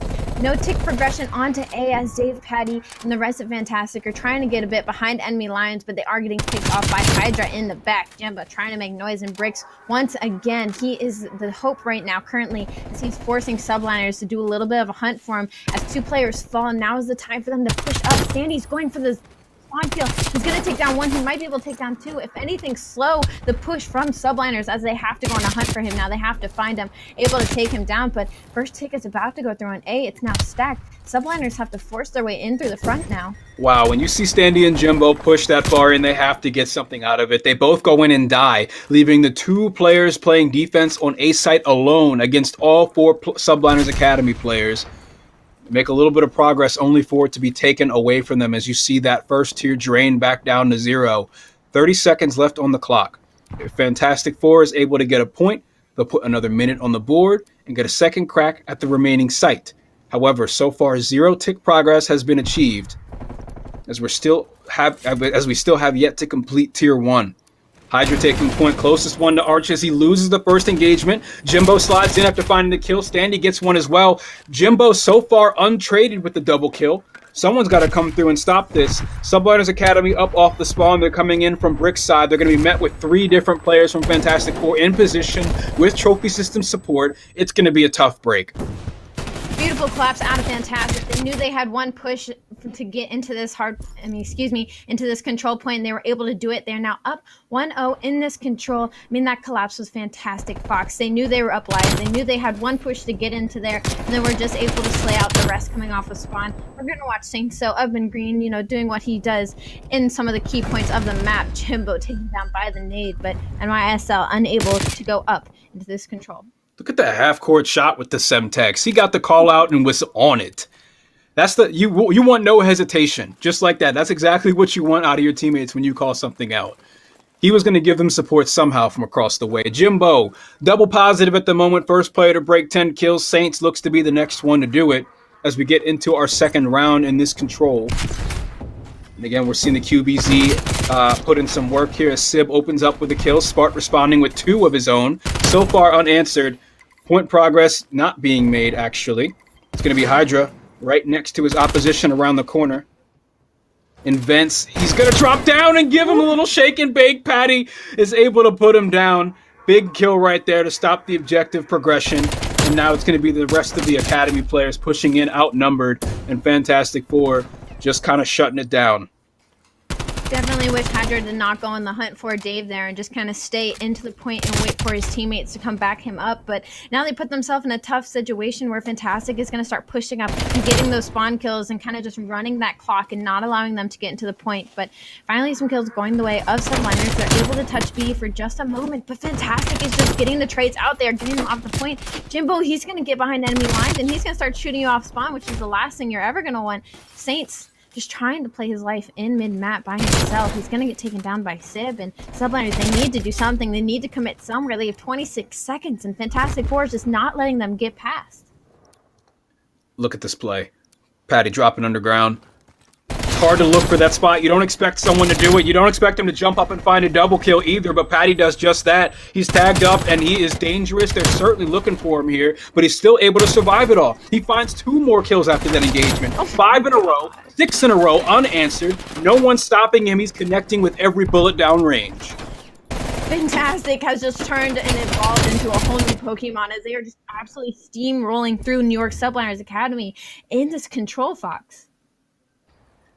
And so, look, we get to see it all again here, but in slow motion. You gotta love it. He hops up, hip fires for the first, completely caught off guard as he connects with the second kill. Just barely out of range from that Semtex to not only kill him, but blow up the barrel. And that doesn't slow him down one bit. He's still contributing, playing off of communication, reading spawns, and just murking the Subliners Academy roster.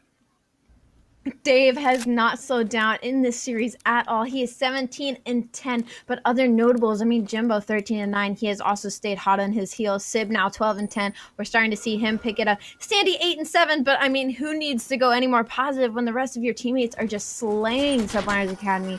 Proloot, though, a little bit of a slow start out of him. He is 4-15, and we are in the second round of Control. That's got to be tough on the side of Subliners. They need to change. They need to change something fast.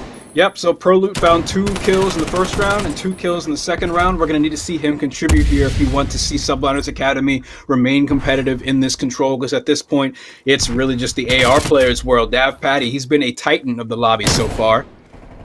So far, Proloot and Spart are able to put up 2 kills for the team. Double kill coming out of Spart as well. It's 3 down for Fantastic Four in this wave of engagements.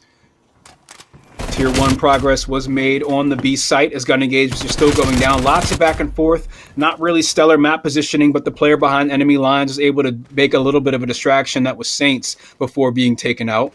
One player slips the net. That's Standy. Who's behind them. They had, yep, see, they're counting. They're keeping track. Spart's able to find them and stay in position top green. Gonna need to take down Proloot, who's mid-map, catching you off on your way to B site. Jimbo takes down 2. He's unable to catch the third. Only 1 tick progression onto the B site. We're gonna need to see a little bit of a... Excuse me, we're gonna need to see Fantastic kind of commit here to a single site as Subliners are just kind of pushing them back. And finally seeing some light out of them as Proloot's now 9-17, getting all the kills he needs in this single round. But Jimbo able to stop that time clock going down. He's going to take down Proloot. Here comes his teammates. Now this progression on B starts going. Do commit, Subliners. Do start giving up lives to get them off this point. You have to win every gunfight. Sib left on his own. He takes down 1. He's going to need to be able to take down Hydra as well as he is close by. And he has no teammates to help him. 10 seconds on the clock. I feel like we're watching the Hardpoint all over again. 7 seconds remain. 2 tiers of tick progress has been made on B. Saints is here to play defense and prevent any more progression. And as that clock winds down to 0, Subliners Academy gets their first round on the board. Subliners finally able to turn it around as they now have 1 round on the board. We're going to watch Spark get a couple kills here on the stand. He's going to probably catch Dave here and tank in just a second. Beautiful shots out of him. And Subliners, they still have a lot of work to do if they want to take back this Control. So we're seeing the progress of Proloot. Very obvious at this point. He found 4 kills in the first 2 rounds and connected with 8 in that last one. And we see Subliners Academy put their first win on the board. You'll have to imagine that he should be a factor for the remaining portion of this map, alongside Saints, who's just been playing very high intensity Call of Duty, always in the action, and certainly making up for some of that slack. Vents battle going down. Standy comes out on top. That's 2 kills for Fantastic Four. You got Smart, who's able to find a kill, but he's going to be the only one from Subliners Academy to do so, as Fantastic Four gets the better of them in that engagement. This is the last thing Subliners needed, was for Fantastic to get those kills that early and wipe them and be able to push up and set up. And now Sib can just wait for him to push by, but he doesn't get the timing on the Hydra, so they now are able to slip through a little bit and probably get some progress onto this B site. But Dave and Standy both have something to do about it. The last duo you want to go against here in mid-map. Dave finds 2. Now he's left on his own. That is Saints not able to do anything, and Dave's now pushed up on the other side of the map, just taking them off a spawn, picking them off. This could start just looking like a massacre here from the side of Fantastic. That is 2 4 streaks right off the bat. We started off this round and Fantastic Four had 2 players break 20 kills. No one from the side of Subliners Academy has yet to do so. Closest one to it would be Spart. I would not be surprised to see Saints follow it up shortly thereafter.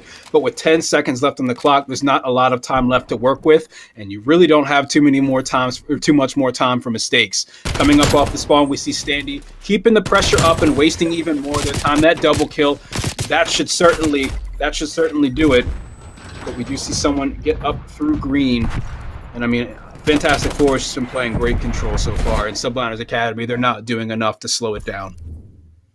Dave and Jimbo, I know we talk about Sib and Jimbo being a duo, but Dave and Jimbo, that whole map, I mean, don't get me wrong, across the board, they were all doing fantastic, but I just felt like they kept getting 2, they kept getting 3. The second Subliners started to get a foothold, the second they started crawling their way back into the game, they would just shut them down with an absolute nasty 2 or 3. We're going to watch Dave one more time as he pulls down another Subliners member. I mean, they aren't giving them a foothold. They weren't letting them get through anything. They took that one round. And it was like, all right, finally some momentum on the side of NYSL. Finally, something for them to work off of. And instantly you had Standy in your face in mid. You have Patty going up into your spawn. You're getting spawn trapped right off the bat. 20 seconds on the clock. I mean, Subliners, what do you think is going through the mental right now, Fox?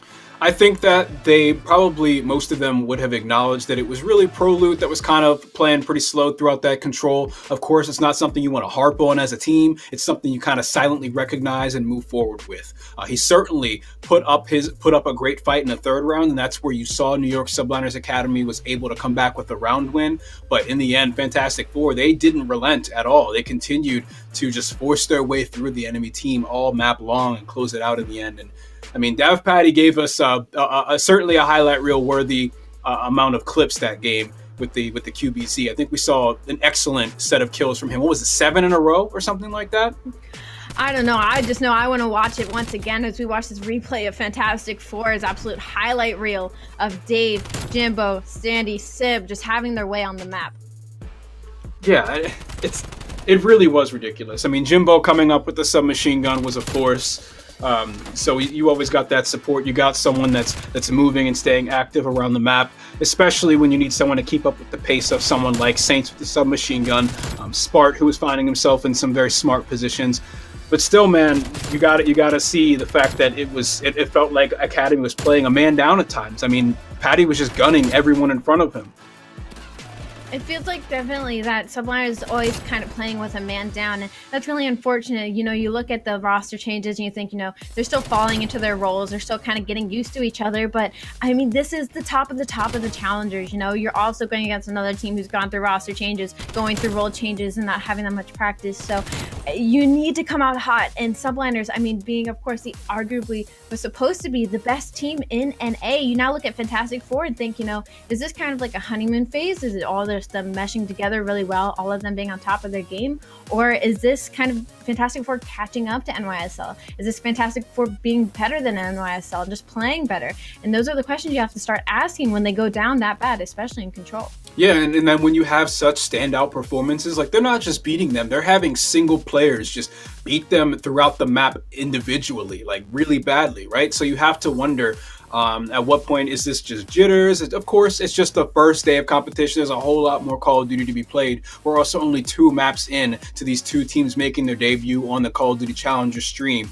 But we need to remember that those kind of performances have happened. So looking at this series here, Ali, I predicted this one to be taken by Subliners Academy in Game 3. It ended up being that Fantastic Four trounced them, and with very little difficulty at that, for the first 2 rounds at least. Getting into Raid, this is the home of a lot of different players in Call of Duty, and a lot of different pro players that have been around the scene for a while. Do you think that something like this favors Subliner Academy, or do you think a map like this is so recognizable and so loved throughout the community that Fantastic Four should be able to do just fine? The thing about Raid is, because it's so well known, is that it really can't be a map that favors either or team. I feel like it's just a map. I mean, everybody knows. It's not like there's any secrets to it. It's very nostalgic. And going into this Raid, I'm looking at Fantastic Four. What typically, my opinion, would have been, NYSL on paper. They still fought in that first hardpoint. I go back to our first hardpoint, 226 to 221. It ended up coming down to time, and Fantastic Four, they were getting beat pretty bad in the beginning from New York Subliners Academy. So now that they were able to kind of crawl that way back, not to mention able to take the S&D and then take the control and just keep going off of this momentum, I think we might see a pretty gross hardpoint going into this, Fox. Yeah, and you mentioned Raid's pretty much been discovered, the ins and outs of it at this point. You're absolutely right. But I think it was just within the last 2 days, it was Scump that posted something to his Twitter, a player in the Pro League. I'm sure you've heard of him. He's firing through the window into kitchen from the tree, back behind the kitchen. That's a wall bangable spot. So I'm just wondering if we'll find any more tidbits and little trinkets like that throughout the map here, despite Raid being so well known and so storied in the community. Loading into this map, though, Raid Hardpoint is going to be game number 4. We're seeing Fantastic Four up 2-1 in the series. Fantastic Four, last stage, they had Coach Evasion. I'm actually curious to see if he's contributing to this roster this time around for stage 2, as they've made, of course, some drastic roster changes since then on the side of Subliners Academy. Look to see the players pick it up and all contribute meaningfully on an individual level. All right, well, as we're loading in, our first off breaks going off the bat. Now, this first hardpoint goes very contested back and forth. And number 7, Saints, is already going for a very long flank on the side of Pool. But Sib and Dave take down 2 on the side of Subliners. Already time going side up. Fantastic. They need to turn around, though, as Saints was able to flip spawns right away. But no hurt, no gain. Of time is still going to the side up. Fantastic. I mean, they barely flinched as Dave is already 3-0. Yeah, scary sight. It's been a lot of that this series, it seems. 4-0, sat pretty with an AR. I mean, he's just going through the motions, and we're seeing 2 players from Subliners Academy yet to contribute at a 30-second deficit in this hardpoint. Hydra trying to do the same thing Saints did, maybe get to the back, and they are able to flip spawns. But I mean, Fantastic has created such a comfortable lead here already, and they're going to get this last couple of seconds of scrap time. They can play this slow. They can play the slow break. They can kind of just force Subliners to turn around and get some noise going on in the back here, and that's exactly what Dave is doing. You guys are going to catch idea on Sport, but he doesn't take him down. Pro Loot will fall, and suddenly spawns are going either side of the map. Nobody really has the back spawn currently, and that's going to be Civ in the front line just making noise, trying to get the subliners out, but they're able to keep their composure and get a couple of seconds going onto this P2. They're going to be met with 1 player coming from Laundry. The remainder of his teammates are going to be sat towards middle map. That's Fantastic Four, and they find some crucial kills at that. Pouring through middle map into kitchen, they're met with some machine gun players, and the wall of Subliners Academy submachine gun players are able to put them all down, maintaining control of the hill, hoping to claw their way back into this game. It's a big deficit they find themselves in. Standy with the slide comes through right away. Double kill, 3 straight for the side of Fantastic Four. And we should see the rotation to P2 come here shortly. 3 players from Subliners Academy are already set up for it, Ali. Standy definitely trying to tell his teammates, hey guys, you've been carrying a lot of the backpack. Let me kind of get my little shine going on here, as he is 6 and 3, 26 seconds in hill time. And we're on board with Jimbo, though, as he's going to try and get into the new hill. Unable to do so, but again, a 30-point lead for the side of Fantastic. They can play this a little slow and work on this break. But however, going to the rest of this hard point, I do hope to see a little bit of a better rotation out of them, as I was speaking about earlier, that they need to work on. Standy, first one to fall. Respect to him so far on this map. 7 and 3 with the most kill time for his squad. He's followed up by Patty, who finds a kill. A little bit of support there from Jimbo, who also falls immediately afterwards. The last 2 players are going to push in outnumbered, and you have to imagine that this will be unsuccessful. Player number 3 is Standy, who decides to hold his ground in art, waiting for support. No, he actually goes into Jim alone and just dies. 20 seconds left on the hill as a rotation comes in. It's another lead change. Subliners Academy finds themselves up top. The scrap time will go to the team as the remaining players spawn out towards court.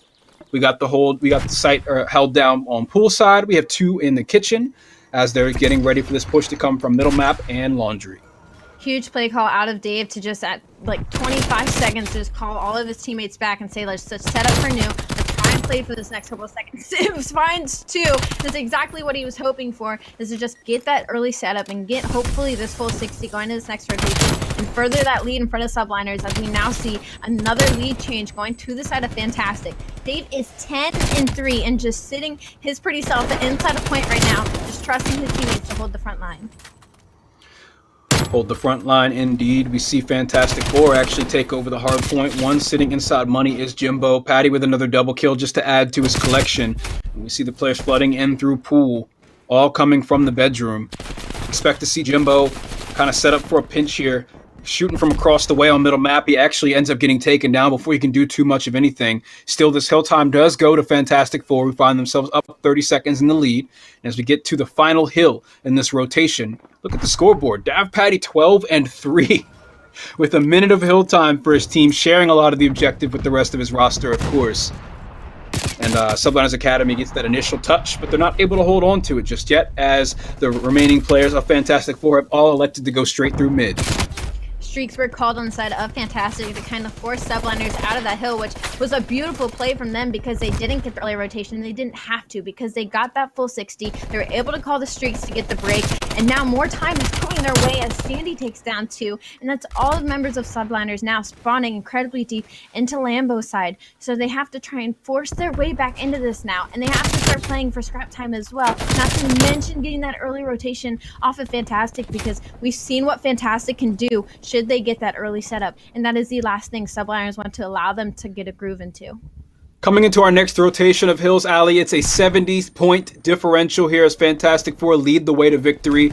Dav Patty is on another streak of 6 kills. The man is 16-3 alongside Standy, 14-8. Picking up a lot of the kills that Jimbo and Sib could have gotten themselves. 3 straight for Subliners Academy, though, as they look to turn it around and hold down circle. The spawn's coming up from Fantastic Four on Garage. Certainly they know this, as we have a player pushing up through driveway. He ends up not making much of it, though, as Spark does fall to Sib. Hydra's able to catch Standy in response. Score streaks come through as well, raining down hell from above. That's 2 kills from the missiles. Fantastic Four is able to wipe them all out. 5 kills in a row for two different players on the side of Fantastic Four at this moment. Streaks definitely making up for these rotations on Fantastic, as they're able to just sit back and pick them out of hill without really lifting a finger. And now this is an 80-point lead on the side of Fantastic, reaching that final stretch of hitting that 200 point, but they need to start worrying about this rotation. And once again, I said the last thing you want is to allow Fantastic to get into this groove of getting these early rotations, and we're on board with Sib, who might catch the wind of the player of Subliners into this box. He does not, but he will get traded out. Trades go through. Time start going on the side of Fantastic. This is now 3 players on the side of Fantastic in this hill. Spark's able to take down 1 and contest it for a second, while the Cavalry's trying to hit the front, but they aren't there in time. They need to slide in, but the kill feed is lighting up White as they get taken down. Standy in a 1v1, excuse me. Sib takes it down for him, and now Subliners, they're all spawning out in statue, and they have to fight for this 30 seconds, because if not, that's only 20 seconds more on the side of Fantastic for them to close out the map. Pinch incoming potentially from middle map. Actually, player number 5, Spark, elects to go right back through mid and support his team on breaking this hard point. 20 seconds remain, and they should certainly get a good bit of it. But take a look at that spawn behind them. Sib actually gets caught just as he was able to be a difference maker there. So certainly good on them to shut that play out before it could develop. Rotation, though, is what's important right now on the complete opposite side of the map. Subliners Academy, they are all over it. They find 3 straight kills. 1 remaining is Dav Patty. He's able to get connected. Prelude is able to connect with the Semtex from around the way as they blow up the van, and now they're sitting pretty, holding down on defense. Several players flooding in through Zig, though. 2, 3, and 4 as Dav Patty, Standy, and Sib are looking to get onto the hill. Dave trying to get that early rotation going, unfortunately wasn't able to, but Fantastic has such a big lead. They could honestly give up this whole hard point and still be fine if they just went and set up for basketball going into the next hard point. So they can just invest a little bit here, but not too much, and then just back their way out at 20 seconds. And hopefully it looks like what they're about to do, but who needs that when Dave just breaks it on his own? Spark able to take it down finally, and Number 3, that's going to be Standy. I'm assuming he got the call out. Just player life, sit deep in the back, wait for the next hill to pop. And Jimbo able to take a couple and contest a couple of seconds on Old, but now they have to worry about Hydra. Hydra and Prolute are trying to make their way into the back here. Sid catches wind of it, but they aren't able to take each other down. Standy, you got the cavalry coming into your back. Number 2, Dave Petty's already set up for the pop. Subliners, they need to do something. They have 1 or 2 good pushes before they lose the series. Subblaz and Academy fans at home, you have to be shaking right now. Fantastic Four have surpassed that 200-point mark. They have the initial time for a money hill. Just 20 seconds of time separate them from winning it right now, and Dav Patty looks like he's not going to slow down anytime soon. 3 straight for Standy and Sib, and he's in position and money. They have to get past them if they want to play the objective. Prolute opening up with a double kill is a very good omen for the team, but one just around the corner, he's going to get crossfired and shut down with the quickness. Subliners Academy is still able to get through and find some hill time. They only have 4 seconds left that they can give up to Fantastic Four before this game is over. Subliners able to stay alive in this series just for a little bit longer, but they are negative across the board. Saints even on his own, 119 in Hill. They have a huge deficit for this comeback to work, and they aren't even on rotation yet. And who's there? Spart by himself, and he's probably going to get picked down by Jimbo, and he does. 6 and 7 are minimap. Prolute and Saints, it's all up to them to get these trades. They have 1 second. They're unable to do it. Fantastic Four have just 3-1 one of what was arguably the best team in the NA region. And they did it in really, really dominating fashion at some points. It was very scary throughout that hard point. We saw a lot of that in the control as well. Several players on the side of the Fantastic Four, one of them breaking 30, several of them breaking 20, whereas on the opposite side, it was just 2 players able to break 20 kills. It was pretty one-sided throughout many points in that map, Ali. Absolutely, and Spaceman, I know you watched it all from the sidelines. I just want to say it to you. I just want to let you know that NYSL needed the consistency from Glow Frosty. There just wasn't any from Hydra, and I feel like they really started suffering from it. You know, Ali, I agree with you. I think that consistency and at least that presence of a strong AR in Frosty, not only that, just his speed on the map, was sorely missed in this matchup. But I also want to give a lot of credit to Fantastic Four because Dav Patty and Standy look absolutely frightening on every hard point. And I think that's the takeaway for me, at least in this matchup. Not that subliners don't have time to be able to correct things, but just look at how the Standy and Dav Patty played. I mean, he was like, what, 20 and 7 at one point, moving through top laundry, and Standy just looking so good with the subs. Sib looks comfortable with the QBZ. I'm telling you, this is a roster that I think could easily compete with the top of North America, and one of the reasons why I was so confused why Sib was struggling last season. But Fox, looking at the overwhelming picture in the big picture of this series, right? Looking at what Subliners Academy desperately need to work on, which is having 2 solid ARs consistently. That is the line. You don't need to rely on Saints to be that person. We know what Prolute and Spark can do. What are you looking at for this roster? And do you think there needs to be a role change regardless of who it is? Do you think we need to see that? As far as calling for role changes, I think that we're still in the very early stages of this gun meta, switching over to the QBZ. We're on our first night of matches, first week of matches. We can actually take a look at the schedule here to see what's upcoming. But I do think that they still have a lot of time, a lot of time to make changes, and a lot of time to work with what they've got. Maybe it's too soon to make changes. It's a tough call to make so early in the season. Sure. Yeah, and look, there's enough raw talent on Subliners Academy to make the necessary changes. This is not a Maki or Mr. Min Maps have enough raw talent to be able to skate by in series. This is you just won the championships last season. So bringing in Hydra, it was a nice addition, but certainly more to be desired. Up next, we have Easter versus Higher, and that is going to be a very, very interesting matchup because, well, Easter 100-point clubbed BBG in their first hard point on Moscow, and I believe BBG just responded in the control, so it should be 2-1 currently up for Easter. But Easter are looking dangerous as well. I know Ali doesn't like us old players, but they look pretty good. So I'm looking forward to seeing what they can do. But honestly, Fox, like just wrapping up the entire series in general, now we see Sib on a competent roster, right? Like Maki was not competent in Cold War at all. They had the talent to be, but they just weren't. Sib and Jimbo are now on a steady roster where I feel as a team of young players, Dav Patty, Stan, Standy, Sib, and Jimbo. These are not veterans. These are players who were highlights and standouts during the Modern Warfare season. Do you think that this young team can break that glass ceiling of needing an IGL, needing a veteran? And do you think they could be a top 2 team in North America if they keep playing like this? It's a tough call, right? I want to see if Coach Evasion is still in effect behind the scenes. Maybe we have someone else kind of taking that leader role for them. Sure. For me, of course, that's unknown at this point. But I mean, so far they look great. Whatever they're doing, it's working, and it's working out especially well for Dav Patty. Yeah, I mean, dude, he just looks like he's so comfortable, and that's what scares me when your entire team, not only are they all S&D and like phenoms, right? You have Standy, who studied under Fellow, and we talked to Fellow last season, and I just got told BBG tied it up 2-2, so we'll wait for the results of that. But Standy, who was under Fellow's wing last season, we spoke with Fellow briefly before one of the cups, and he basically said that Standy comes in and wants to learn. Like, he constantly wants to improve. He constantly wants to soak up the knowledge because he's so good at winning gunfights mechanically, but when it comes to knowing where to be and when to take appropriate challenges, that's something he was working on, and Fellow was just singing his praise. So seeing that he can branch off and now move to his own roster on his own time, and he's working with this other great core group of Jimbo and Sib, and you look at what Dav Patty's been able to do. I think this is an incredibly talented roster. But Ali, this begs the question. You look at Glow Frosty now, and there's no doubt that he is one of the best ARs in the Challenger scene. He was arguably the best AR in all of last season for North America.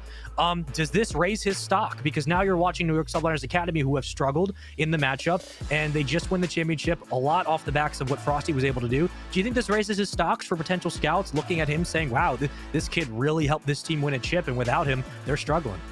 And I know we always have to do this based off of that one series, but Glow Frosty himself already had a high stock. So like I told you, the fact that he was kind of replaced was already mind-blowing to me. And now that he's on the WestR roster with Glow Frosty, with Zappius, with Venom, with Parasite, we know what Parasite can do with amateurs. We've seen what he's done in the Challenger scene before, and time again, and just really taken these unknown names and just really push them to the top. And Glow Frosty already has a name for himself. He's already fantastic at this game. He already has such a high stock. Put him next to a player like Parasite, who's so adaptable to the players around him. Put him next to Venom, who has just been an absolute menace, who's just, when you put him on a map, it's terrifying. Next to Zaptius, that roster terrifies me. I put that right next to Fantastic Four, and looking at that roster, those two teams are terrifying. And Subliners, it just feels like they've dropped down a notch.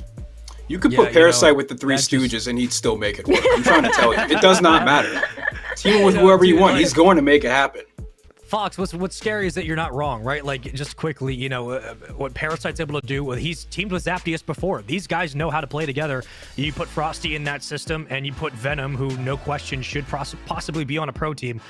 This is a roster. But for now, we have to wait, hold off all those temptations, all those wonderful chats, and now we throw it to a commercial break. When we come back, it's the final match of the night. It's Easter versus Higher. It's going to be an exciting one. We'll see you guys after the break.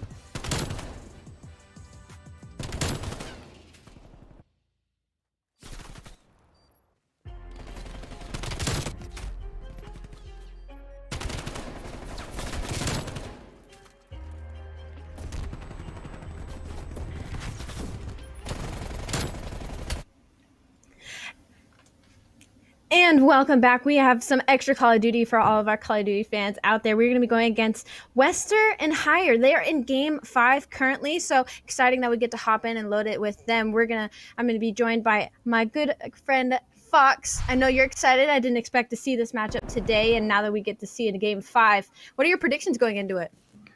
I wish I could have seen the first 4 maps. I mean, I didn't expect something like this to get to this point. We're seeing WestR with their newest edition of Parasite, getting all the way to the end and a round 11 up against Higher here, who also made a roster change, I believe, recently picking up Mox. So things should be interesting here. I'd like to see how this unfolds.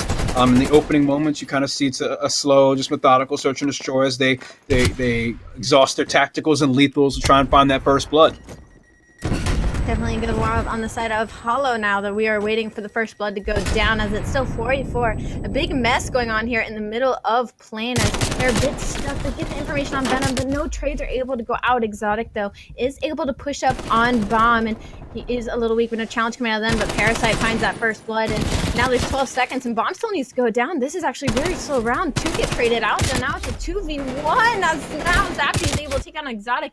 What a fast engagement happening inside of Plane, but WestR do end up coming out on top. Yeah, and so we kind of see it unfold the way it usually does here on middle map. The submachine guns kind of take the reins, and you are at their mercy of whoever you're sending towards the middle of the map. Luckily for the side of WestR, it is Zaptius, a very competent AK-74U player, and we see them come out on top with their first round win on the board. And it's funny that we were just talking about Glowfrosty and how much a difference he made on that New York roster, now surrounded by the likes of Zaptius, Parasite, Venom. He's already having some success. He is 1-0, Zaptius 2-0, Parasite even across the board, where Higher looking a little slow start on the engagement side for them. But we are on board with Parasite. He is on wing currently, trying to get some information. I don't think he knows Zinx is there just yet. As once again, both teams just waiting for a little bit of a peek, just waiting for a little bit of information and kind of force that collapse on top of Plane here. So if you're all tuning in for the first time here to watch this new WestR roster play, you got to understand the experience they're coming off of so far in Call of Duty Black Ops 4. We're seeing WestR first place at the Call of Duty Challengers North America Stage 1. We're seeing them second place in the playoffs, though, where they were able to take home $10,000. Unfortunately for them, before the roster change of adding Parasite to this team, there were many poor performances throughout the end of February and most of March. So we'll have to see if they can get back to their original form of where they've won the first 4 cups for the Call of Duty Challenger Series. Of course, we're seeing the bomb go down at B. The first death has happened. It's a kill feed full of WestR as they find 3 kills, make it 4 kills straight with the objective planted. They're up 2-0. Now, I don't know who took the first S&D, but I do look on the side of Higher, and I look at Mox. I think it's such a slow player as I just witnessed him sit back and spawn as the entire top side of the map. Nobody from WestR was checking A. Nobody was looking at their back, so should he had pushed up just a little bit earlier or a little bit sooner, he may have been able to shoot a couple members of WestR in the back, but fortunately wasn't able to do so. WestR up 2-0. Zaptius and Glowfrosty are 6-0 combined, both on a 3 streak, obviously, and that is just the last thing you want from Higher. The last thing you want is for them to heat up and start steamrolling, especially when you're in a map 5. 2 straight rounds for WestR. It's going to be Higher's second attempt at an offensive round, and we see bomb carrier Exotic taking point on the plane with his team surrounding him. Zinx looking to catch anyone that decides to get creative and set up for a flank, maybe dip underneath that plane, use that kind of pathing as utility to make a play. So far, pretty quiet start to the round. It looks like they're just kind of waiting for someone to overexpose themselves here. You see a player on the side of WestR playing right on top of the A site. But the bomb carrier is still close to B, favoring that one. He still has Venom to deal with just around the corner. First blood does go down as Zinx falls. And another one to follow, that's going to be Hollow. So now the bomb carrier Exotic is still left on his own with very little support as Mox is way on the opposite side of the map at the A site. He falls as well after finding a kill, and it's not enough support. Outnumbered and outgunned, WestR is going to take them down and find their 3rd round win. both teams playing incredibly similar as they refuse to move up to mid-map until a first blood has gone down. They both play incredibly slow. Even though they have the information of where the other team is, they are still just waiting for that first blood to kind of push through. And I feel like that's really starting to be the downfall of Hire, because you cannot let a team like WestR play that slow and get that information, not to mention get that first blood, as they have seemingly had so in every 3 rounds. 3 straight for WestR. 5 kills for Parasite, none for Zinx. So far, the only player in the lobby without a kill. Still, we're in the very early rounds of this Search and Destroy. I'd be interested to see how things unfolded the first time around in this best of 5 series. And so now that WestR is mounting their next offensive push, we'll have to see how things open up here as Venom on middle map is able to connect with that kill. Exotic being caught off guard as he's running away. Couple shots in his back. 3 versus 3 situation as Glowfrosty, your bomb carrier, is still alive on the A site. One of the, again, newer additions to this team from the Subliners Academy. He does have the support of Parasite and Zaptius right next to him. And Ali, you see the play that's unfolding on the map. Look at how spread apart the three Hire players are. They allowed Hollow and Zinx to get behind them a little too quickly, and now that leaves Zaptius on his own to try and find these other 2 players. And Hire able to take one off the mound, but not very convincingly so. And again, I'm still worried. Hire looks like a very slow team, and you just can't let a team like WestR run through you the way that they are. We're going to watch them get off in mid here, but WestR, they looked a little bit more aggressive there. You know, they pushed up a little bit quicker than I feel like we were used to in the older rounds. And because they kind of fell down, I wonder if we're going to watch them pull that pace back once again and play that slow mid as we have seen them do in previous rounds. Mox, Hollow, Exotic, Zinx, they've recently released Mayhem. Got a little bit of history for some of the players in this team, as we've seen, of course, players like Exotic playing in the Pro League, Mox playing in the Pro League historically. Just last year in 2020, Hollow was on Optic Gaming LA. Finds himself in the Challenger Series now and alongside Exotic, putting the bomb down right off the bat onto the B bomb site. 3 around the corner. Some excellent utility coming out, but being met with tack masks and flak jacket. So the players are going to be able to stay alive inside plane. You could stick this. They have to support him. Oh, he ends up getting caught just coming around the corner there, Ali, as Hollow falls down the side of the plane. Unfortunately, his team wasn't able to get the trade through as they came in, and Glowfrosty's just going for the defuse. Exotic needs to slide and get the kill, and that's what he's going to do. He gets him off the bomb, and the trade doesn't come through. You need to be there, Zaptius. You need to be able to get that trade should your teammate go down. There's now 10 seconds. He has to defuse, and Exotic winning the 1v2 for Hire. Big plays out of the veteran himself. Huge response. Love to see Exotic play Search and Destroy. Really like watching his mind work. Certainly a very intuitive player, very quick on his feet. You kind of see that here unfolding once again. Big 1v2 play out of him to put the second round on the board for his team, as we still find themselves trailing by 1 round in this Search and Destroy. Of course, we are at a game 5, so the winner of this map takes the whole series. As we're back on board with WestR, the offensive team, we are actually looking through the eyes of Exotic on the opposite side. Back to Parasite, most kills in the lobby. Story's been the same for him the last few rounds. We'll have to see if he can pick it up and close it out with his team as one of the more veteran players on the roster. Some more life coming out of Hire as they are all starting to get pretty even across the board as we looked at them earlier, and everybody seemed to be slacking quite a bit, but WestR looking to slow it down here. Exotic does get kicked out, but he manages to stay alive. All of WestR, though, trying to push up behind Hire here. They don't know it just yet. It looks like Exotic tried to turn, but didn't have the information as he basically flipped spawns at this point. WestR just looking to kind of do a little bit of a reverse defense here as they're trying to lay this bomb down, which we saw them try to do earlier. So I don't think that they know that Zinx is here. Zinx certainly heard them put the trophy system down. He's just waiting for someone to put themselves on the site and give their body away. So this could certainly be a first blood in his hands as long as the rest of his team just plays around him. That timing. Definitely unlucky. Still yet to find anyone. I guess he didn't hear them. Yeah, I'm not sure. Not sure what's happening here. But we'll have to see the play come through. Someone tries to stick the bomb. Venom shuts them down immediately. 2 kills straight for WestR unanswered so far. It's going to be Exotic and Mox last alive. Mox gets the first kill for his team. Exotic dead off of his streak. And now it's going to be Mox in a 1v3 with the bomb down. Not going to be able to do it. WestR wins their 4th round.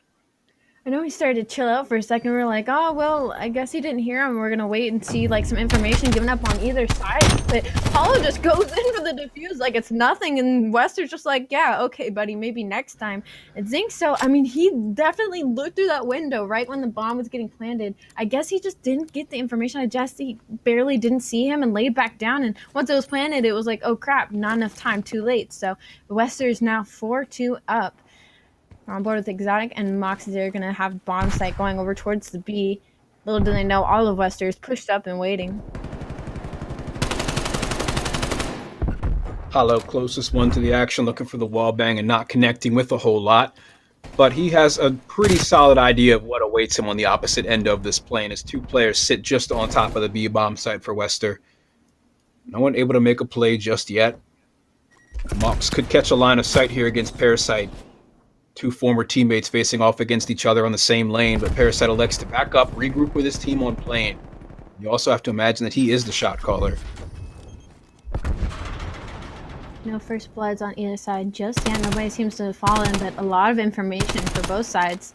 As Exotic's trying to get some sort of hit marker through this plane. Unfortunately, not able to get it, but Zapti's beams mocks him across the map with the AK-74U.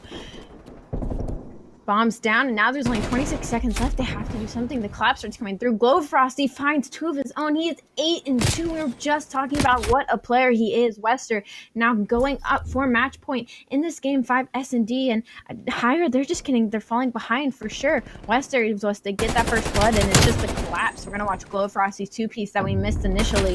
Hollow tries to get the trades, but unfortunately, Glowfrosty was not weak a bit.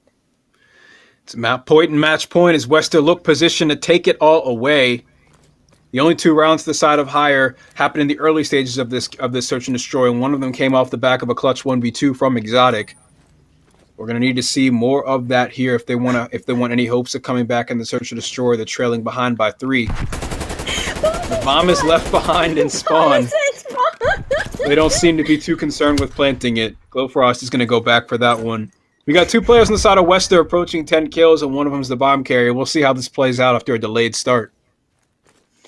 Oh, God. At first, I thought it was on purpose. I thought they were being cocky and funny and just leaving bomb and spawn, but Glowfrosty turns around and picks it up and doesn't really lag them behind too much as Higher didn't capitalize on that and kill any of them.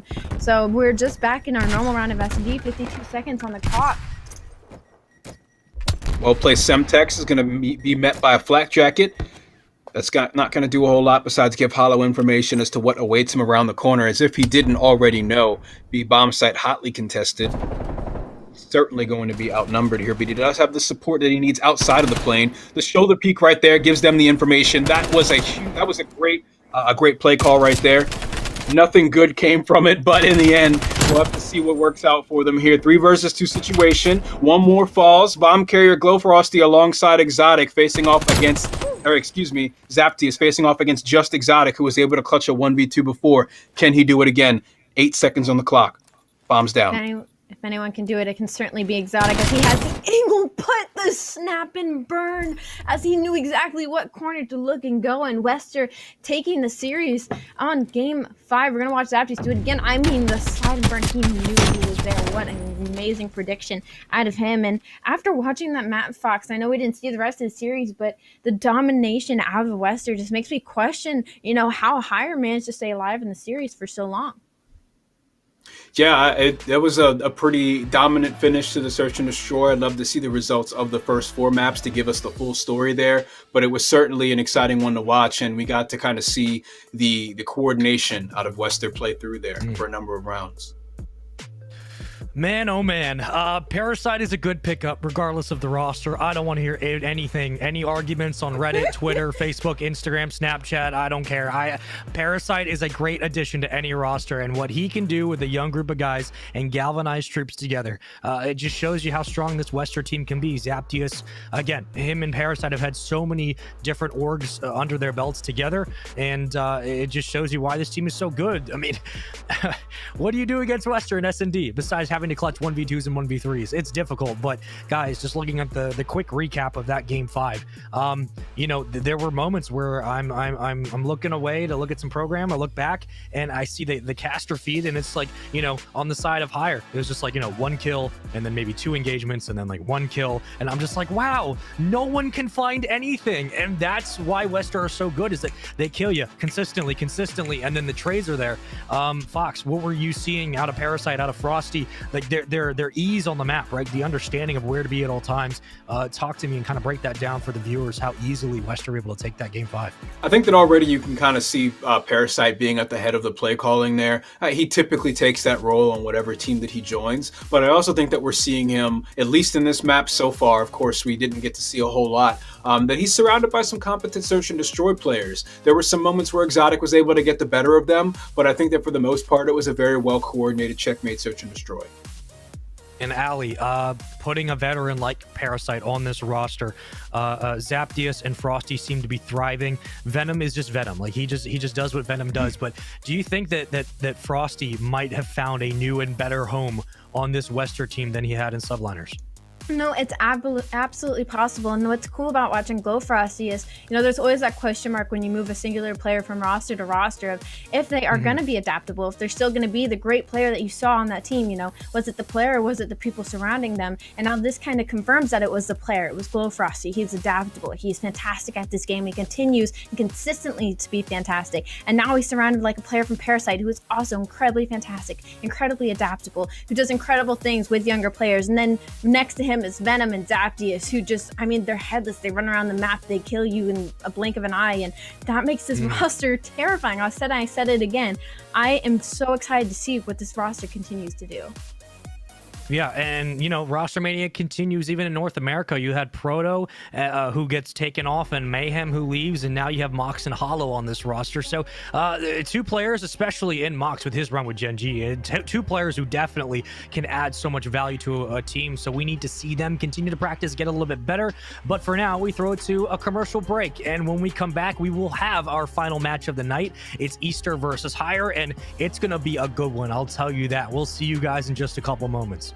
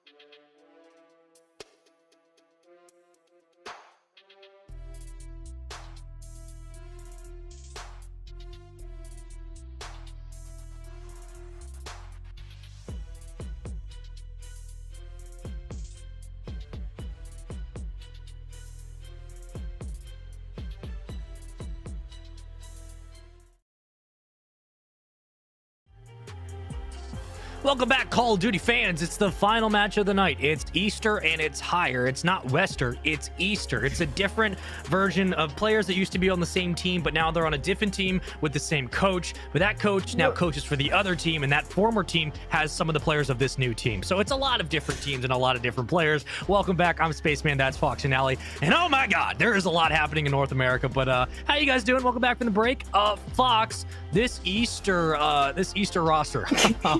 They look good, and they're all old. So Allie immediately doesn't want to pick them. But I'm asking you, look, this is the roster now for this Easter squad. You have Phoenix coaching, who used to be the coach of WestR. He comes over, he brings Gravity with him. You have Fellow, who is on Mr. Mid Maps, and Fellow, who by himself is good enough to be able to compete for a championship, and he is a sub on Dallas Empire.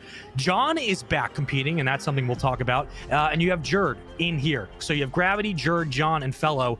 I got to watch one of their first hardpoints that they played against BBG earlier, like an hour and a half ago. Oh my God, they look scary. But talk to me about the composition of this roster and what it means for not only John to be back, but with Fellow having a solid roster around him and former players from WestR. I have a feeling this might be the #1 team in North America. Yeah, so first I want to talk about Fellow. I think that, especially being on the roster, Mr. Mid Maps, and historically kind of people making jokes about him, thanks to Killa, mostly, honestly. But he's an incredibly intelligent player. This is someone that's very thoughtful, not just in his gameplay, but also in terms of how he interacts with his teammates and the people around him. Sure.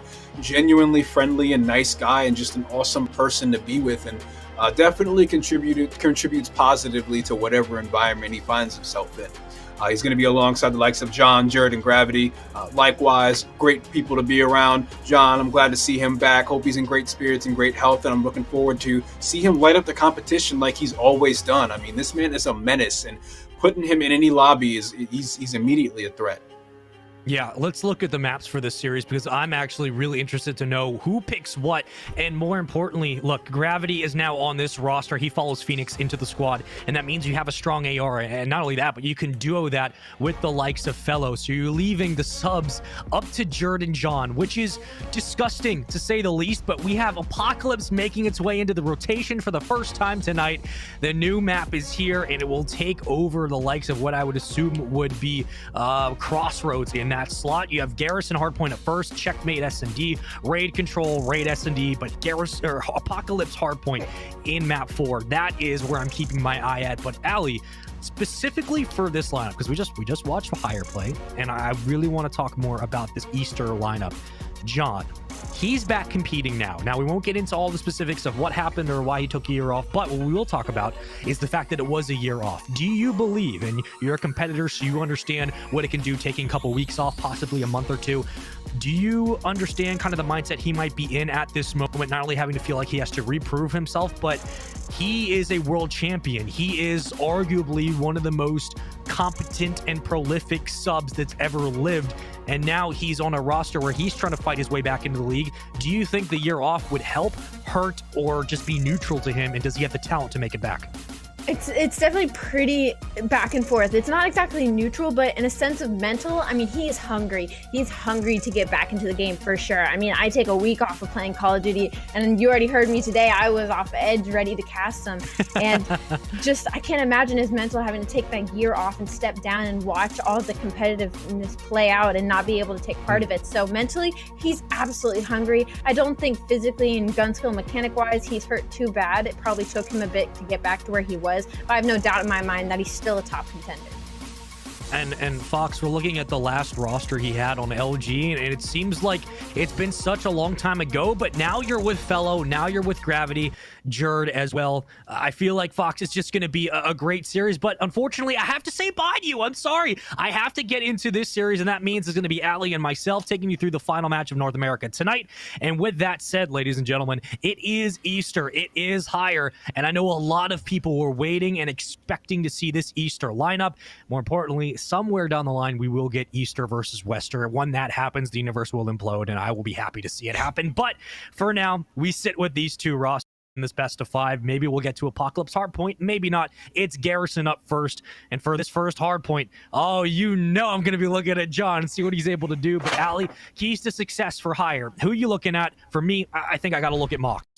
Space, I hate to tell you that Easter is unfortunately next month, as I'm looking at Hire. Even though they had slow S&D, we did hop in an S&D and they weren't looking too hot. We are in a respawn right now. We are in Hardpoint. Easter's in a point right off the bat and has a couple seconds of time, but it is getting contested just a little bit. But the kill feed does light up red as John finds 4. He is on a 3 streak. He is 4 in 1. Spaceman, I've never been happier for you to prove me wrong as the first couple of seconds go on the side of Easter.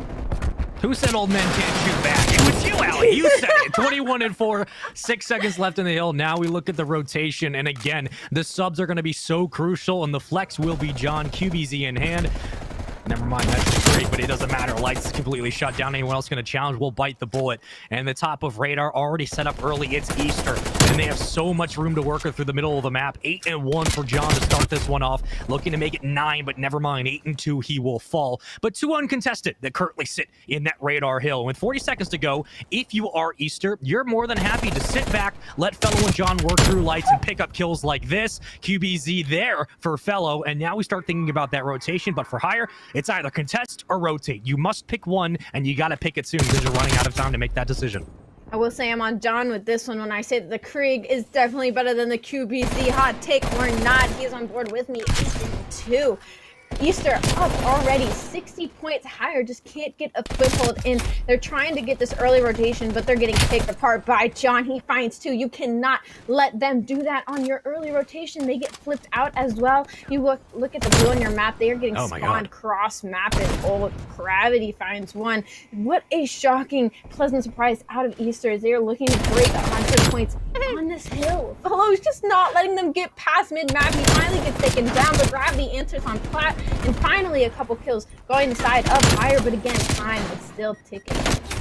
Oh, this is the scary part. I just have a smile on my face watching these boys go to work. 93-4. You're looking at the AR and Gravity, and essentially, Fellow, your flex is John, your sub is Jerd. What more could you ask for from every single role? They broke early, they get the rotation, they win the time. It's 101 and counting to 5. 20 seconds still that you can really contest, but if you're Zinx, I mean, you desperately need a kill. That double kill might be just enough to be able to get the late break, but do you really want to fight over this last 11 or so seconds? You're already down by a significant margin. Now you need to work on rotating for P3 and getting set up for the hill. And not only that, but more importantly, the exception of it being actually P4, Spaceman. And now we set up for new, and already there is Easter there inside, but a massive triple kill in the kill feed to slow this one down. And Hire have essentially gotten a double all of their points in the last 13 seconds. Setup or not, Hire is still struggling to get themselves back in this game as you watch the collapse coming out of Easter. Exotic finds 2. He's able to hold off the push for just a couple more seconds, but again, they are down so much. 125-24. Negative KDs across the board, except for Zinx, who is 10 and 9. I don't know how he's doing it, but Hollow's trying to get picked, and he does get taken down. Now, the last 20 seconds are going the side of Easter. This is so hard for Hire. They have to change gears now, or else they have to worry about rotations. They have to worry about scrap time. They cannot let Easter keep going on this roll. Well, the last time they were here, they worked through top green. They found 2-3 kills, and they were able to get onto the floor for the point. And we go kind of in a similar situation, except on the opposite side. So take the mirror, flip it, and we look for P5. But that was the first bit of map control that Hire actually had throughout the majority of this game. It easily gets broken, but they're set up for P5. So they still have lines they can work through, and the site's locked down. But it's up to Fellow, and he needs to find that first break. Mox on the opposite side. Trophy gets taken out, so nades will clearly work. But a great flurry of kills that leads way, and Hire now lining up the kill feed. Everyone dropping for Easter. Zinx with a double kill on a 5 spree, looking for Fellow in the back, but he gets called out. Exotic picks up the kill, and with 140-60, they have slowly marched themselves back in this hardpoint in this game 1, and they've gotten almost a full 60 on both hills. I'm convinced teams can hear me at this point, because the second I tell Hire to switch gears, that's exactly what they're trying to do. But it looks like we're getting a little bit of a pause here. Don't know what's going on there. 140-65 thus far. Spaceman, it does look like a little bit of light was coming out of Hire there, at least near the end. Yeah, we'll write down 140-65 in case of either a full reset or a full replay, and or just starting from that scoreline. But We'll call that a tactical timeout because there was a couple of moments where Easter were just, I mean, it was 107-4. So if that is the situation you're in, this might not be the worst case scenario. However, that just kind of tells you and sells you on the strength of this roster at Easter. I mean, my goodness, we're Fellow and Gravity and John. I mean, John was 8-2 as a flex, just locking down lights, which, by the way, he's kind of like sitting out of position because usually you'd want him near top green or at least rotating down behind back shipping so he can watch the cross, but he's just sitting stationary in lights. Like, that is one that usually you get picked up, and he's blocking, mowing down kills. But for Hire, this is a necessary reset, and for them, it's a bit of a breather to kind of slow the game down, right? At this moment, though, your takeaway from the earliest start of game one, it just seemed like even with that late hold that Hire were able to grab, I mean, it took 4 or 5 hills before they were finally able to find some map pressure. Absolutely, and it just took Easter to slow down for like a half a step for Hire to kind of maybe get their foothold going into the rest of the map. But I mean, Easter, I know I wrote down that, you know, Gravity and Fellow, I feel like we're going to be the two big names that are really going to, I felt like that duo together was potentially going to be disgusting. But I mean, you put John on top of that, just being a superstar. This roster is actually looking terrifying, Spaceman. I've never had such a 180 on my opinion before in seeing just the first couple of seconds of that Hardpoint. And Hire, they were down bad, you know, losing that game 5 S&D already, and now they're down horrendous because they were down 100 to 5 at Hardpoint. And I can only imagine, you know, their morale as a team going to the rest of this, you know, because they're still top contenders. They still, you know, made it into Elite. They still beat other teams to get here and qualify. But I mean, Zinx, Mox, Hollow, Exotic, when I look at this layout, this is a slow team, and this is not a slow meta. So I'm definitely feeling for them right now as they have to make a change somewhere. Down astronomically, are we? I mean, talk about one of the most opportune resets you possibly have. And, you know, regardless of all the possible tech situation, I mean, this is a necessary pause for Hire because you lose the game 5 to WestR. You lose in a fashion where maybe you felt you should have played better. Arguably, you should have. And now you come in here and you get smoked. I mean, that game, aside from P4 and P5, that game looked like it would have ended 250-6. It was getting bad. You start to bounce back a little bit, but this is a necessary pause. And if you are Easter, I mean, what other way would you come into the reset than just doing the same exact thing? Everyone looks comfortable. It doesn't look like you've missed a beat since your BBG series only like an hour ago. And I'm just so impressed with, again, sometimes it's about taking the right players who are on the wrong team and just put them together and you start making the jigsaw puzzle work. You just pick people apart and put them on a roster. Fellow was too good to be that average on Mr. Mid-Maps. Gravity had a successful season with WestR, but they come up short in the finals. Like, putting John and Jerd together, not only do you have the brains of John and the smart and proficient, efficient sub player that is John, and now running as a flex, but you have Jerd who's so explosive. You have Jerd who is so good at being an entry sub. Fellow and Gravities are both back ARs. I mean, you could put them up with the likes of like Glow Frosty and possibly like Spark. Like, they are that good. So this roster by no means should be underestimated by any team in North America. But as we wait and we wonder what the fate of game 1 will be, if you're an Easter fan, you're probably feeling pretty good. It was a good start, but for Hire, I think the situation continues because you bring in Mox, you bring in Hollow, right? And you take out Mayhem, you take out Proto. Mox does bring a level of aggression that was not there, and Hollow, while his brief stint with Draza on Optic LA last season was pretty impressive, I wonder, and this is just by just creating stories and just creating conversation, I wonder what this team would look like if you brought in Draza instead of Hollow. Not saying Hollow can't perform at all, because he absolutely can. But for what we saw of Draza in Season 1, he was arguably the best player in North America at times. He was just mowing people down, and he was on a horrible team. So I wonder what kind of aggression he would have been able to bring to this roster, because like you said, it's a slow team. So when Draza is able to move into spawn and lock down spawn traps consistently and take everyone off the field, that opens up a new dynamic to any roster. But Hollow coming in alongside Mox and Exotic, I think that this team has the potential to continue to play slow, but you do miss the those small moments of being able to burst open kills through a sub, but where they make up for that, Ali, is with its strong double kills and triple kills like they got at Top Greed, and that's what allowed them to rally through a stronghold on P4 and P5. But looking at Garrison across the board, do you think this is more of a sub-heavy map, or is it about ARs finding the right lanes to work in, and from that you just eat through them? Well, it was a bit of a hot take personally for me when you said that Mox was an explosive player, because he does end up getting a good stat line, but Mox for me is a very, very slow AR. And so putting him on a team with people like Zings, like Hollow, like Exotic, I feel like they're just so medium pace, and Mox, if anything, just brings them back even more. Yeah, doesn't mean slow, doesn't mean bad, but in this game, you need to be fast. You need to be answering the likes of, again, John, Jerd, Fellow, in your face. And when we talk about Garrison, I definitely favor it more as a sub-heavy map. It's a lot more close quarters. Obviously, your ARs still need to be doing what they're doing, but at the end of the day, it is going to come down to those close fights up into the green, up into the bottom and mid of the map, and kind of, you know, taking advantage of those corners. And Gravity, the thing about Gravity is I was worried because he's so used to being surrounded by much younger players who just sprint in front of him. So when I saw this roster, I was worried because it was just so much, again, it was veteran players, people who are experienced in the game. And, you know, I wasn't expecting them to kind of just run in front of Gravity in the way that he's used to. But again, this roster has fallen into themselves so beautifully and so perfectly, at least off of the couple of maps that we have watched from them. And it looks like, again, that it's working out just fine. And the cool thing about that is, at least my philosophy is that if your subs aren't doing their job, obviously your AR is going to fall behind. That's just how it is, because that front line is gone. That front line for your AR is gone. Your AR is never going to be your front line. It's always going to be your back line. So if your subs are going down, so are your AR. And I feel like that's a big problem for Hire right now as well.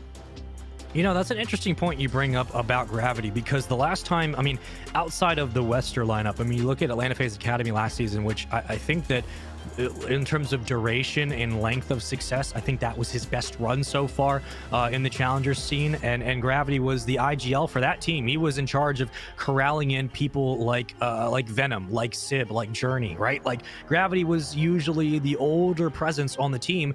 Now he comes in and he might be the youngest player on this roster, and Fellow is usually the IGL of any team that he's on. So Fellow coming in and you bring in Gravity, who is that AR, but now he's not surrounded with people that he has to direct. He's now being told instructions from Fellow, and his job is to be a reliable AR and not the one giving directions. I was very interested to kind of see how he would congeal with the rest of this roster, and both in-game how his personality would shine. And it seems like he looks just comfortable. Fellow will always be the IGL for young amateur rosters, but it looks like Gravity is fulfilling his role appropriately, and he's doing the same thing we expected Gravity to do, which is just to be consistently reliable. He has always been a very reliable AR in whatever game you're playing. And having, you know, John and Jerd there as well. I mean, talk about being on a roster that is completely stacked. This is probably the best lineup Gravity's seen in quite some time, at least for his personal career. And you're probably in a good position to be able to make a good run for a title. Now, we look at just kind of how the series spreads out in general, and we will be moving to potentially a map 4 where you're looking at Apocalypse making its rotation in for Checkmate, or excuse me, not for Checkmate, for Crossroads. And Crossroads, which is very, very chaotic, which can be very AR heavy in the back lines. But when it comes to, like, you know, lower Annex and then you're looking at Fire on P2 or P3, it can be very sub heavy. That is a map where if we move into Apocalypse, I feel that with how wide open it can be, especially for the first 3 hills, that's where you're going to need your ARs to step up. And that's where I look at Fellow and Gravity to have the advantage. And John, who, you know, has been through every type of map layout that's ever existed in Call of Duty. I mean, every single title. John might just be able to eat, right? He might just be able to just roam around and pick up kills left and right. But I believe we're almost ready to get back into the game. And with that said, Ali, there's a lot on the line here because Hire just played a series that lose game 5. You guys know the deal. But you're coming in against West, or the Easter, not WestR, and that just means that it's another name you have to keep track of. But more importantly, it's a whole different group of guys, and I would beg to argue that Easter might be a more rounded team than WestR. But at this moment, we get back into game 1. Garrison Hardpoint up first, final match of the night, and I believe we are just starting from scratch. And as we load into this, just real quick, I want to touch on the fact that you brought up the gravity and being an IGL on, the Atlanta FaZe team and most of rosters he's been on, and being paired now with Fellow, with John, with Jared.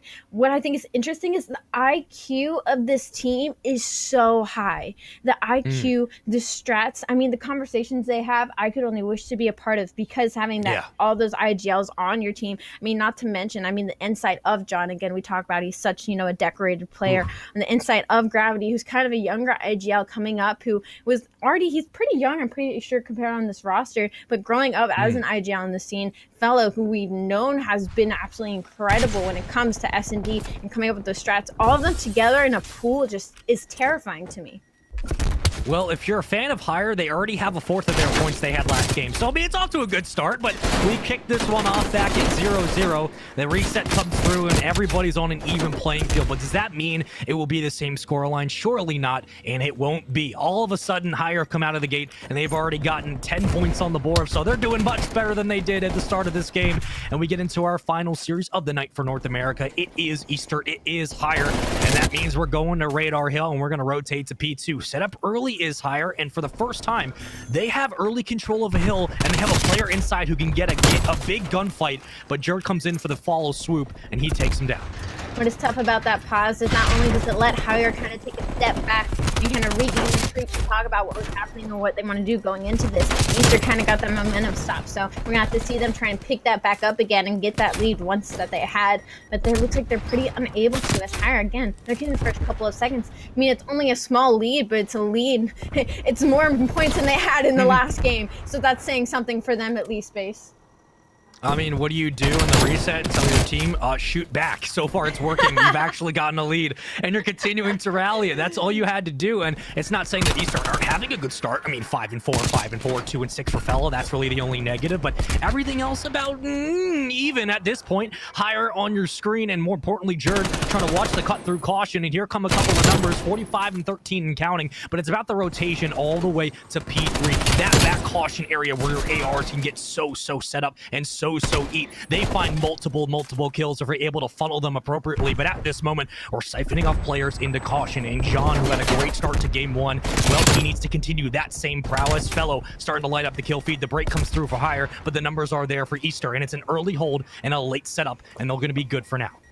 Big commitment on that early rotation coming out of Easter just to try and possibly take back this lead, as Hire is just running through this front line trying to make their way in. But this is one of those money hills on Garrison that is so hard to break through unless you get in the back, and somehow Hollow gets spawned, but he will get picked up pretty easily. Hire looking now to maybe just play that early rotation, but Easter has the same idea as you were watching Gravity and Jared make their way through the middle map and hopefully win these next gunfights trying to flip out spawn. And that is exactly what they did. Numbers 7 and 8, that's Exotic and Follow. They ended up spawning out on Old, and as only 7 seconds going their way. Now Easter, once again, they have that early setup, they have that early rotation. If they keep doing this, Hire's going to start losing some of the grass that they had in early game.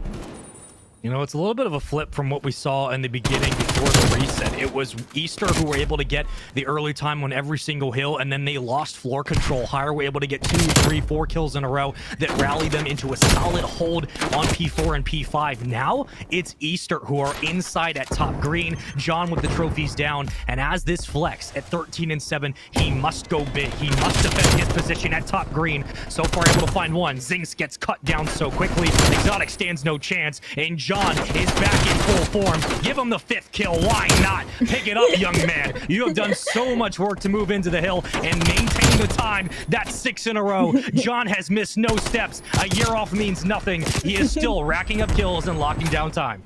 Bold words on the young there, Spaceman, but absolutely he locked them all down into that streak. And Fellow 5 and 12, but who needs it when John is going 18 and 8, Gravity 11 and 7, Jared 11 and 9. Fellow can just sit nice and hill and just rack up that time for his teammates as they surround him and just mow down Hire, which we saw earlier. Once again, Hire, they started off hot. They gave us a little bit of hope, but they're just not being able to push their way out of spawn right now. You got to take down Fellow, who's just watching you off an off angle, not letting you get anywhere close to green. He finally gets taken down, but that is 20 seconds already on the side of Easter, not to mention another 20 that's going to take for them to try and break into the set.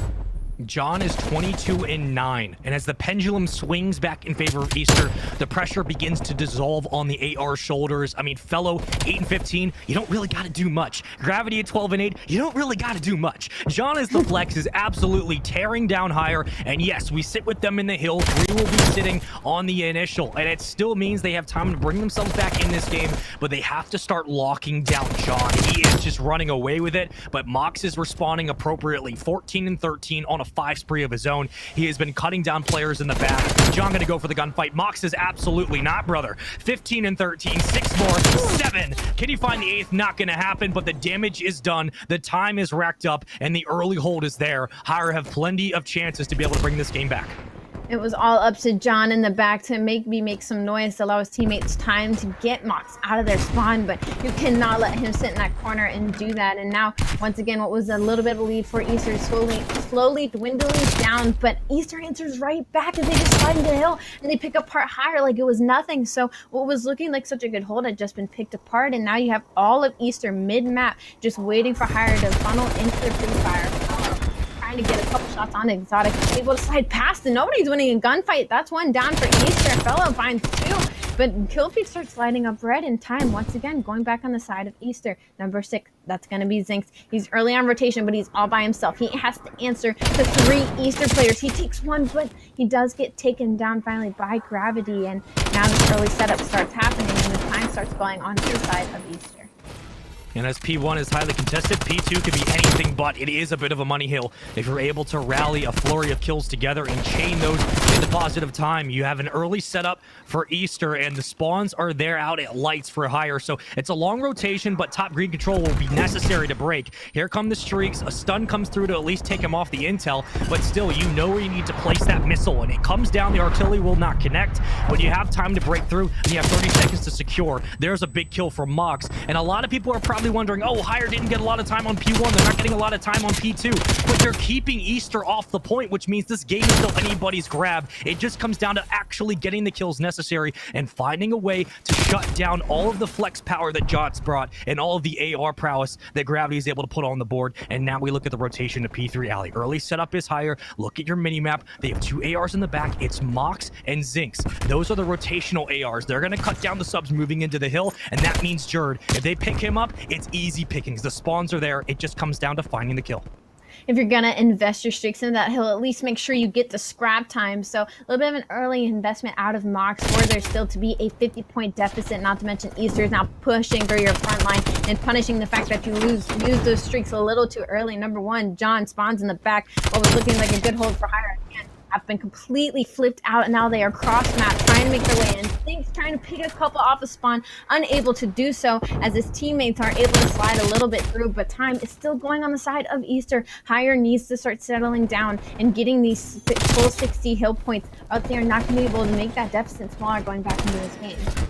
Well, they had the early hold, but it's just been break after break after break after break, and now you're looking at a very dangerous situation for game 1.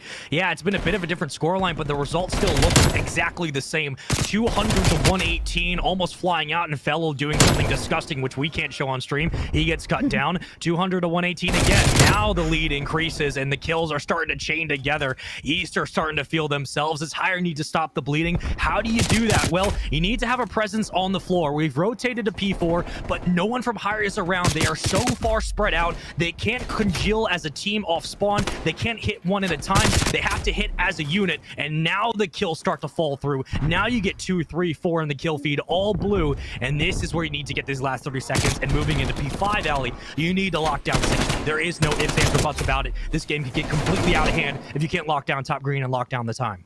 Mock trying so hard to pave the way for his teammates as he's starting to pick up his pace, which is something I didn't expect, but they're unfortunately unable to keep up with Easter, which, like you said, they are just breaking and breaking and breaking. At this point, Easter doesn't even need the early hold because they are broken into the hill within 10 seconds of it. Pop 223-133. Hire has so much work to do, and it doesn't look like they're going to be able to get it done here anytime soon.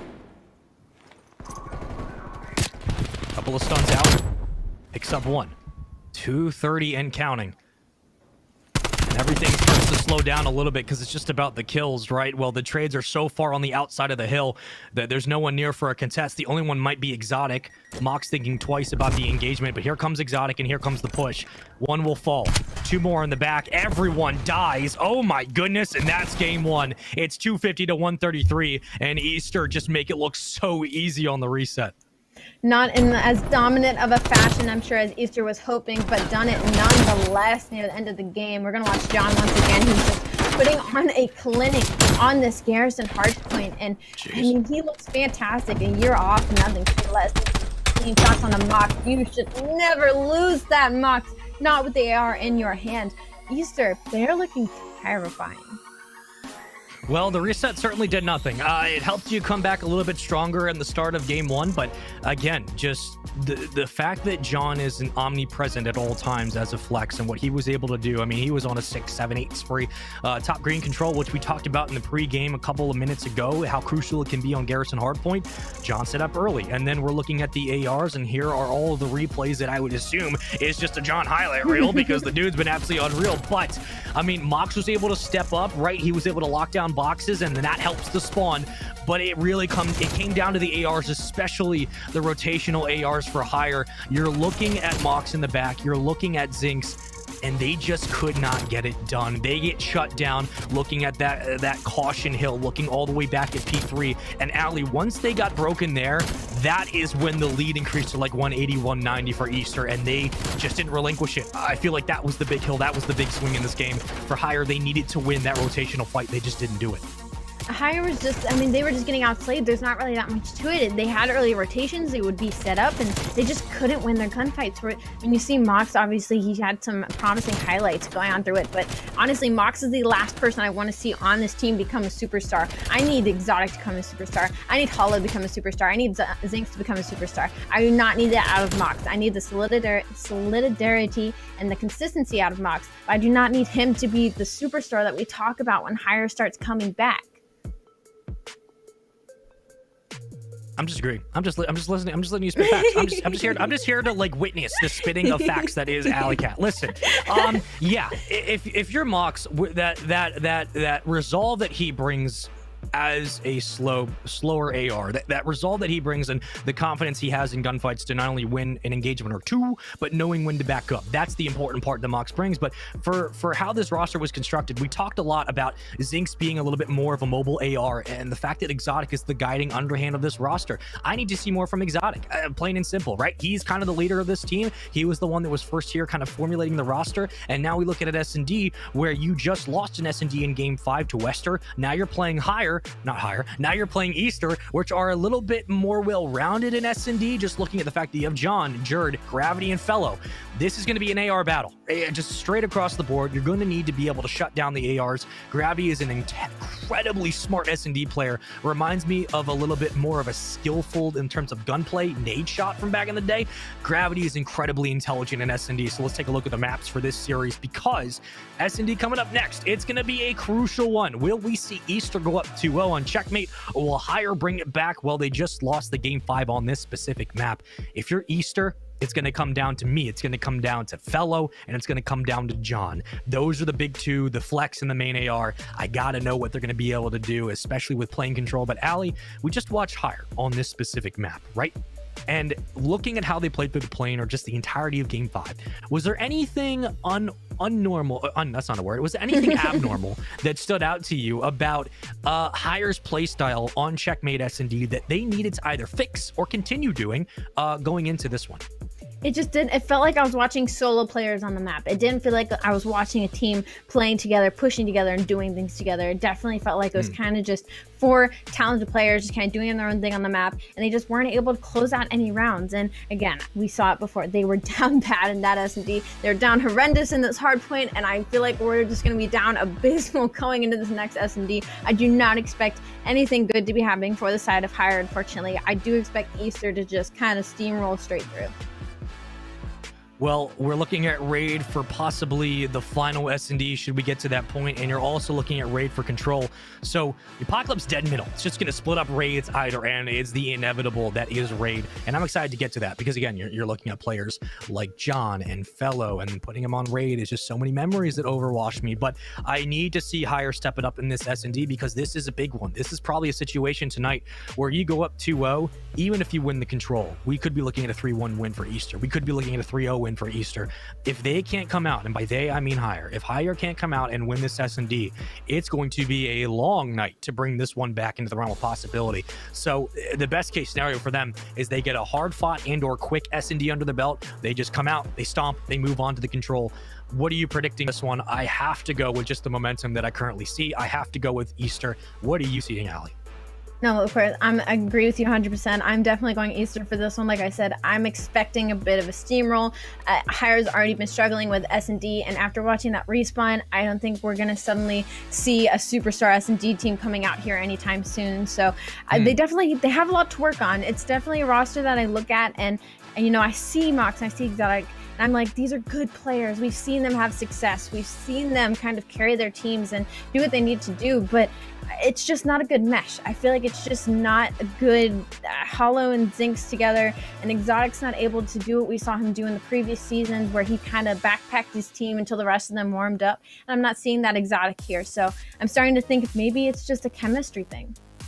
You know, I look at the Fantastic Four roster of Sib, Jimbo, Dev, Patty, and Standy, and I say the same thing about this Easter roster. When they first announced it, I was like, ooh, I like that, because again, it's about taking 4 individual players who didn't work really well on other teams in season 1 and then putting them together on teams that actually work. And a lot of the times making the right 4v4 roster is just about putting the right pieces together. You don't have to have the best players at each role. You don't have to have even the worst players at each role. You could have a mix of average and good players and they could form a god squad. It just comes down to how the composition works. And I think that what Fantastic Four and Easter have done is they have found players who are competent in all roles, players who are explosive in all roles, and players who are incredibly intelligent at their position, and they've mixed them all together. And I know that it sounds really simple, but trust me, trying to orchestrate rosters on free agents in an amateur scene is one of the most hard. It's trying to master StarCraft 2 on day one. You need a PhD. You can't do it. Like, this is a difficult task to do. So I give Phoenix a ton of for putting this roster together, and I give whoever currently is the coach of Fantastic Four a ton of credit putting that roster together. But more importantly, let's get into game 2. Enough of my jibber jabber. It's time for checkmate S&D, and it's time to see if Easter will go up 2-0. It's a very different word. I'm used to saying Easter instead of WestR. It's very difficult. But Allie, you're looking at Higher. Listen, I don't know why I'm saying it's Easter or WestR. I don't know. You had it flipped. You even had it flipped when you were saying it. You were used to saying WestR instead of Easter. I'm so tired don't of worry. making these names. I'm right. We need right a council of people you. who like check these names. They need to say like, no, you can't have Easter because you can't have that. Okay. I blame you, Phoenix, if you're watching. You're probably not. You're in comms right now, but I hope you lose the first round because of that horrible name. Anyway, let's get into it. Run into the game. Let's just go. We got bomb. We're in Hollow. We're in the plane. We're pushed up. All of Easter is still on basically the side of their spawn, just waiting for a mistake to be made. Exotic gets a couple shots into his right side. Easter playing a bit slow here. Not exactly what we expected out of this roster. Nobody's really pushed up just yet. I mean, waiting for maybe a mistake, a peek. Mox get a couple shots on the Fellow, but he plays his life, but the nade comes through. So first blood on the side of Higher. Not exactly what we expected, but surprises do tend to happen in space. Well, there's the response from Gravity, already in the plane. And that bomb again, slow to advance, bomb will be down. And you're looking at Mox underneath the wing. How does he elect to rotate through shipping? Well, John's coming up for the early challenge. And I like the decision. There's a lot going on right now. John completely tagged up. Zing's going to get caught out. And a great rotation from John. Mox underneath, stands no chance. And Easter will take round 1. Entire gunfight ensued, but hey, I'll take it. Higher just looked very confused the second Easter, excuse me, oh no. The second Easter decided to show their faces. I mean, I like the play as well. Easter sat back, they're on the defensive, and they let plane control go to Higher, which sounds scary, but usually it's so back and forth. It's so, you know, committing into trades in the plane. It's committing that you're gonna lose 1 or 2 people, that round is gonna go however the subs end up fighting it out in plane. And instead, Easter just kind of sit back. They just kind of wait, and they wait for the information. And should bomb go down, I guess they were just planning to play around that, because they sent 2 players at A to kind of get that angle. So huge plays out of them. Bomb's now gonna rush towards A though, and 2 do go down on the side of Easter. I talk about that slow play, and they decided to flip the script, and looks like they're suffering a bit for it here.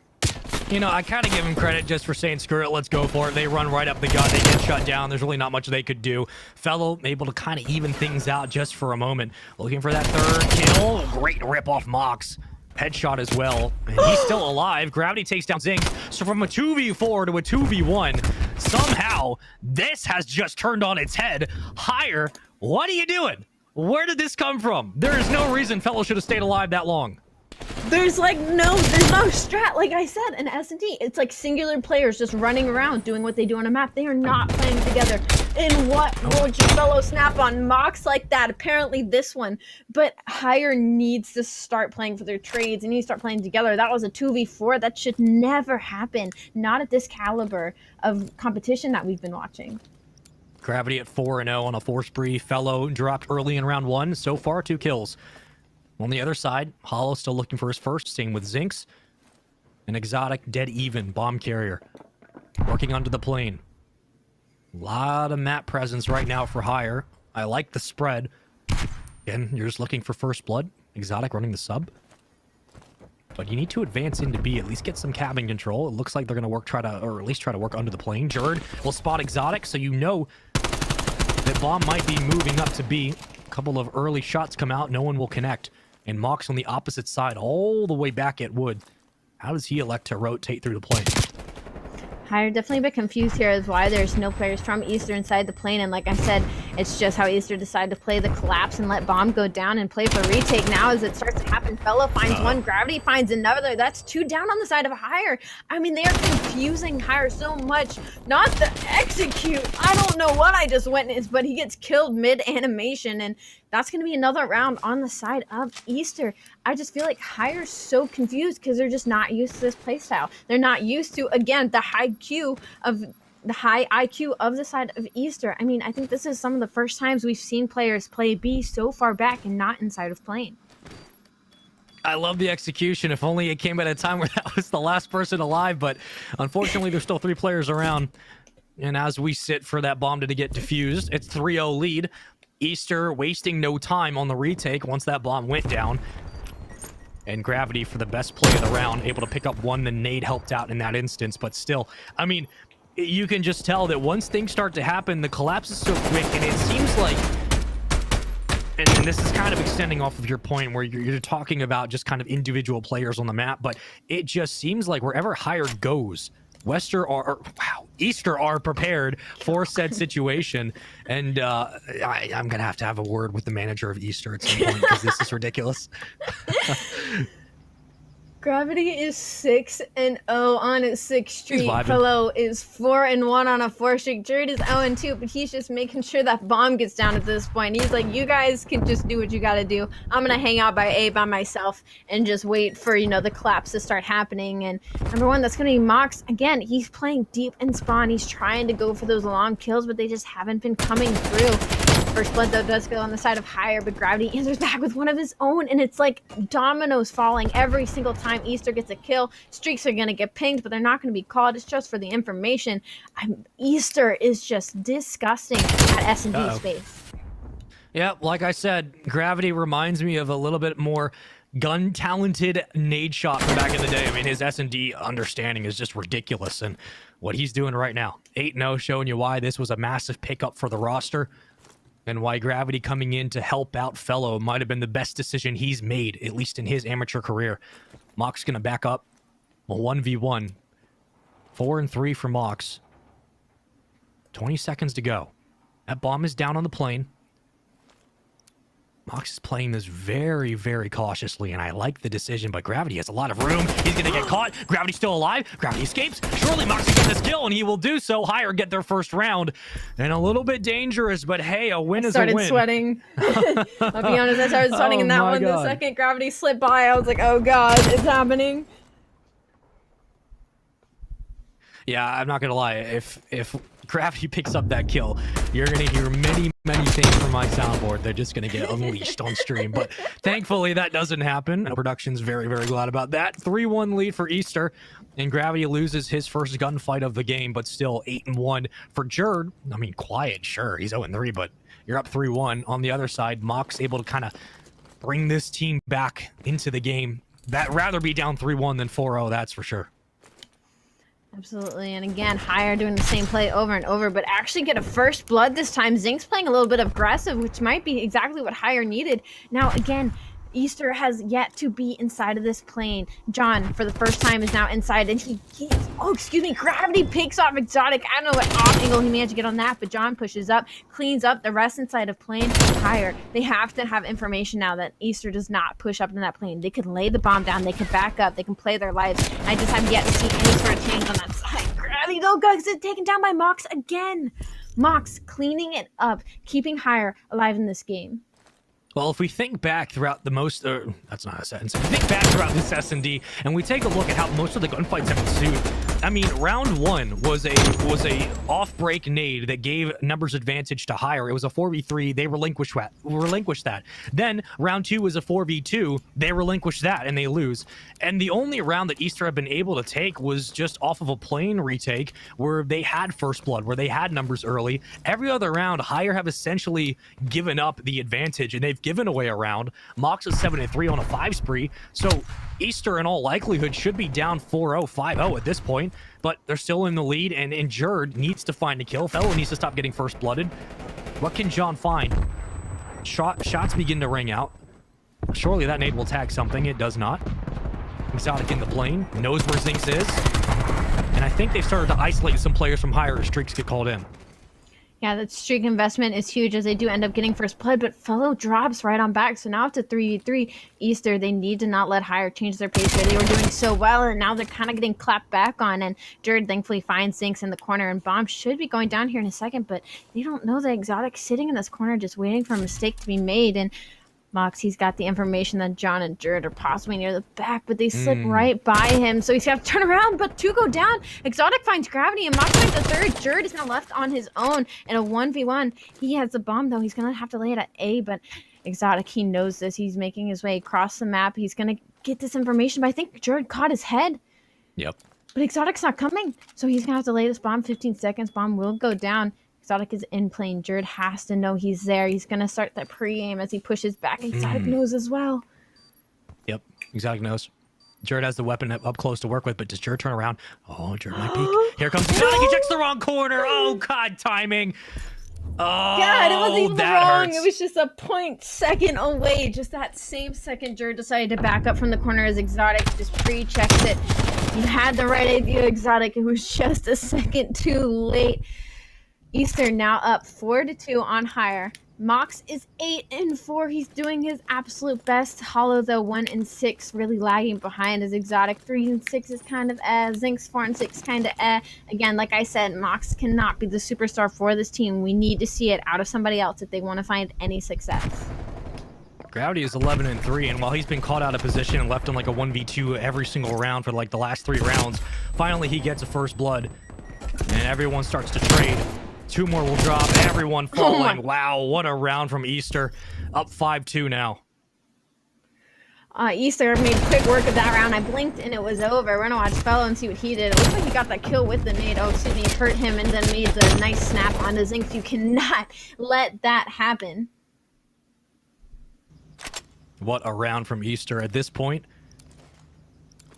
12-3 for Gravity. Jerd at 3-5. A big clutch in 2 rounds ago for John. I mean, you're about dead even. Right now, you're looking at Higher, and you need Hollow to step up. You need Exotic to step up. The new additions in Hollow and Mox have so far worked out, but now you need them to really prove their worth. John and Fellow combining for the first 2 kills. 2 left alive. Here come the streaks. Cruise missile in. Mox stands no chance, and Easter wastes no time. It's a 6-2 win in S&D, and it's a 2-0 lead in the series. I mean, we had a good time into that little hellstorm coming down on them. We didn't even get to see the rest of the kills get cleaned up. Fellow, though, with clean shots on the Mox, and what looks like a little life out of Hire. I mean, Easter, I mean, they are just so dominating, especially when they went around that quickly. It just, I mean, you only have time to think about it. You only have time to think, what went wrong. Yeah, that's the kind of scary thing right now. That S&D, it's not that it was a 6-2 win. It's not that Easter walked away with the win, which, we'll discuss. But the fact that we needed to see Hire have a little bit of explosive life. We needed to see them kind of step up out of their own respective, talent shell and really start to pick it up. And they give up rounds where they have the lead. Here are the replays from the S&D. There were multiple rounds where Hire had numbers advantage. They had a 4v2. They had a 3v1. They had a 3v2. And they just gave it away and away and away and away. And Gravity was able to eat at 8-0. He eventually gets cut down. Fellow got first blooded a bunch of times, but Jerd winning, the big 1v2, 1v3, Gravity winning 1v2, or Fellow who's contributing in that same fashion. But, this was the best play that Hire had, was that nice little assassination, but it needed to be a better S&D than that. We needed to see them really make a statement. They got destroyed. They got absolutely destroyed. And now we look at a 2-0 series lead where Easter are just knocking on the door of a sweep. Going into this control, I'm definitely still favoring Easter. I mean, they've just been so dominant, and it doesn't seem like they're slowing down anytime soon. And now I just feel like, what is Hire taking from this? What are they taking from this series? What are they, mentally, I can only imagine what they're going through. I'm sure it's super taxing on them currently, and that's not helping their gunny at all. So, Hire, they have a lot of work to do. And you start pointing fingers and you start thinking, who's the problem? And sure. I don't know, Spaceman. I'm wondering what you're thinking. I almost want to see them stick together. And like I said, I want to see Mox take a step back and they find somebody to kind of be that explosive, entry that they need, the kind of superstar on the map, somebody who you can just look at and, that forces the other teams to pay attention to and search for, because your main AR, Mox, is just, it can't be it. Well, here are the maps of the series, and Ali, that's probably a discussion we will have a couple of times, and I know I'm probably just going to leave that up to Twitter because they will be talking about the format of this team. And here's Raid coming up next for Control, followed by Apocalypse if necessary. But we look at Hire, and again, questions circulate. Would Draza work on this roster? Should you pick him up? Because at least in terms of the recency duo of Draza and Hollow on that old Optic Gaming LA roster, and especially what Draza was able to do in Season 1, Draza would be a phenomenal pickup for this team. But it's not that I don't believe in this group of four. I absolutely do. But it's day 1 of Season 2. You need to pick it up a little bit. We need to see some urgency from Exotic. We need to see some more explosive plays from Zinx, who is that mobile AR. We need to see Mox bring out that veteran leadership and maybe say, hey, let's have a role change mid-series. And we need Hollow to contribute as a sub. We need to see him start to light up the kill feed, because at this moment, sometimes it's as simple as this. Your slaying just isn't getting it done. And when you're moving into Season 2 of a season, that's a full sentence. We'll leave it at that. When you're moving into a new set of the next stage of Challengers Elite Series, yes, there's plenty of time to work through the iron and fix all the small mistakes. And yes, it is week 1 of Season 2. But this team is already kind of worrying me, just because there are common mistakes we saw from Zinx and Exotic on this Hire roster in Season 1.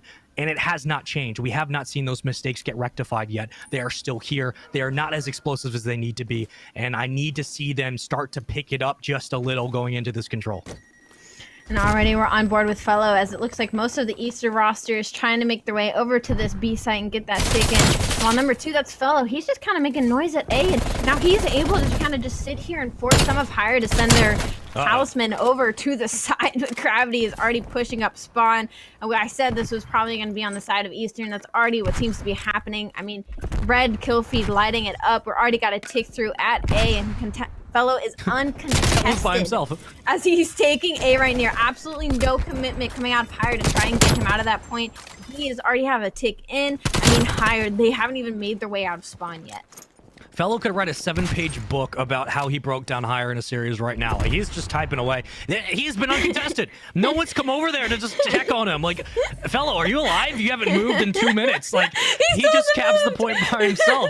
That's a whole minute on the clock. Fellow finally picks up a kill. That is just the most disrespectful way to cap a point. And Fellow is probably just singing to himself, just having a great time. I don't know what's going on, but they put another minute on the clock, and now we look at the life count. 24-16, making of that 23. So the defense starts to show up for Higher. They're getting numbers into B and trying to shut down the progression, but Fellow again just shutting down everything. And oh my god, Jerd is inside and it's looking dangerous. They get one full team wipe, Alley. Higher have no chance on defense at this point. They have to hold strong. They have to clear out Easter, and that means rotating together and understanding where Easter might be pushing from. Jerd gets 2 kills in the back, and this is looking bad. Fellow was literally just powering up while he was sitting on the A side. He was like, I'm going to sit here and I'm not going to move a muscle. And I'm going to gain all the power that I need from this A side to go over and take B and absolutely roll through them. He's 6 and 2, excuse me, not only. And Jerd is also 6 and 4 across the board. Gravity 5 and 3. Easter just making this offensive look so easy. Some life out of Higher though, as they are able to delay the push just a little bit. But again, Easter have 15 lives. Not only do they have 5 life advantage on the side of Easter over Higher, but they also have a minute to do whatever they need to do to break their way into this back of this point. That is exactly what they're going to do. Well, to keep giving credit to Higher, which I'm going to do, they're keeping Easter out of the point, which is so big, and they're winning big, crucial gunfights in Kitchen. So they're starting to rally a couple of kills together, and that has led to some panic on Easter. How do you break into the hold? The biggest problem comes down to clearing out pole side. Zink's doing a great job of staying alive. 5 kills on this life, back to full strength. And more kills follow. So what was 15 to 10 now becomes 10 to 9. Make that 8. And numbers begin to fall. You're looking at Easter. Now the pressure's on their shoulders to go in for the break. 40 seconds to go. Exotic inside Kitchen. John shuts down one. John going to rotate through pull steps. Mox thinking twice about the engagement as one more will try to push up those stairs. But this is a great defensive hold from Higher. They have cleared out Easter. They have prevented them from getting any more progression. And with 24 seconds to go, it's 6 versus 6. All the lives are dead even. It comes down to who gets the trades. It comes down to this one push space, and that was such a huge play out of Hollow and Mox to push up and get those spawn kills off of Easter. But we've seen the composure, and we're going to see it here again as Jerd does get taken down, but there's only one player left inside of the point for the side of Higher. That is 2 lives left, 4v2. They are inside of the hill currently, and Easter are able to get that final tick in and still go up 1-0. Man, that was such a great defensive hold, and within the last 10 or so seconds, it kind of weans away. There's not really much they could have done. They just kind of ran out of lives, right? You ran out of resources to be able to fight the fight inside the point, and that is thanks to what Fellow did 5 minutes earlier. His ability to just sit uncontested. I say ability, but really it was the lack of aggression and awareness from Higher, leaving him wide open and easily grabbing that point to put 2 minutes on the clock. That is what set up that final attempt and final break for Easter. So if you're Higher, you played that first round incredibly well. You just can't make that mistake of letting them get a free cap. No one went in for the contest, and Easter were able to capitalize on it. They go up 1-0 so far in this Game 3 control, and now we look at Higher. It's their turn to go for the cap. Definitely some life shown on the side of Higher. They're pretty even across the board. Nobody's too stand out or too fall behind, so definitely some hope for them. But Easter's just so good at respawn. They're just so good at control. They're just shutting down the play that Higher was trying to make. As if you saw on your mini map, Higher, 3 of the players sat back here near pool and just waited, and hopefully for the rest of Easter to make that rotation on the A to the second that Zinx kind of touched it, but it fell through immediately as Easter pushed up spawn and cleaned them all out. So now we're looking 27 to 24 and 50 seconds on the clock as Gravity finds 2. Exotic finally makes his way into pool and hopefully getting some time onto B, but again, it is still looking pretty slow for Higher. And every time I look at Higher finding 1 or 2 key gunfights, it just seems like Easter respond with 3 or 4 of their own. Gravity at 13-7. I believe I hear streaks coming in. It will be the cruise missile. Zinx might not last for long. He won't. 2 more in the kill feed, all red, 24 to 18. It all just continues to fall. Exotic and Mox both get cut down. Jerd on your screen. He's been working through pool steps for quite some time. The stun won't connect with anything, but you have Fellow out in driveway. He's going to rotate to Spiral. And again, the defense has been holding. You have one player sitting back. It is Gravity on the B point. The collapse from the top of bedroom. And what a retake from Easter with 10 seconds on the clock. Higher can do absolutely nothing. They're getting shut down in spawn. And Jerd is just eating for days. What a defensive round. And what a statement. Finally, Higher get on the point. Absolutely love the investment out of Easter as they want to just close out this round and not give Higher any sort of step into making this 1-1. They want to go up 2-0 as quick as possible. 1.9 seconds, but their second tick for A is coming through. Easter need to get into this point if they want to close this out any faster than they already are, and they finally do. Easter, in the fashion that they do as soon as I say it, now up 2-0 in this control, possibly about to go up 3-0 and 3-0 the series. Oh, this might be one of the quickest matches we've had tonight, folks. This is looking dangerous. And again, it is just about the slaying. I mean, there are times in Call of Duty where if you want to overanalyze, you want to read into every situation, you go for it. You dig deep, you find those devil in the details. I will enjoy the slaying that we are seeing because Easter are just lighting up the kill feed. And that's the beauty of Raid. When you start chaining kills together, it gets bad very quickly. And Higher desperately need more than Hollow to find 10 kills. He is the only person who has 10 kills. They have not broken 10 across the board. And when we said we needed them to step up and start slaying a little bit more, I meant more than 9 kills. John picks up the first blood. He's already working on the first tick at A, and they're going to spread the reinforcements out. But map control goes for Higher. The first point goes for Easter. Strat call from Easter is great there. Finally, Fellow gets some help onto the A side. Not that he really needed it. And John, though, I mean, he is just killing them in spawn. Higher made the right decision. They were like, fine, you want to take A? We're going to slide right up behind you and start killing you off spawn while my teammates pick you off in hill. But Higher just can't slay. They have the right idea, but they just aren't getting the kills that they need to. The first bullet John's missed so far in his life was on a trophy. And that tells you everything you need to know. Somehow doesn't win that gunfight into money.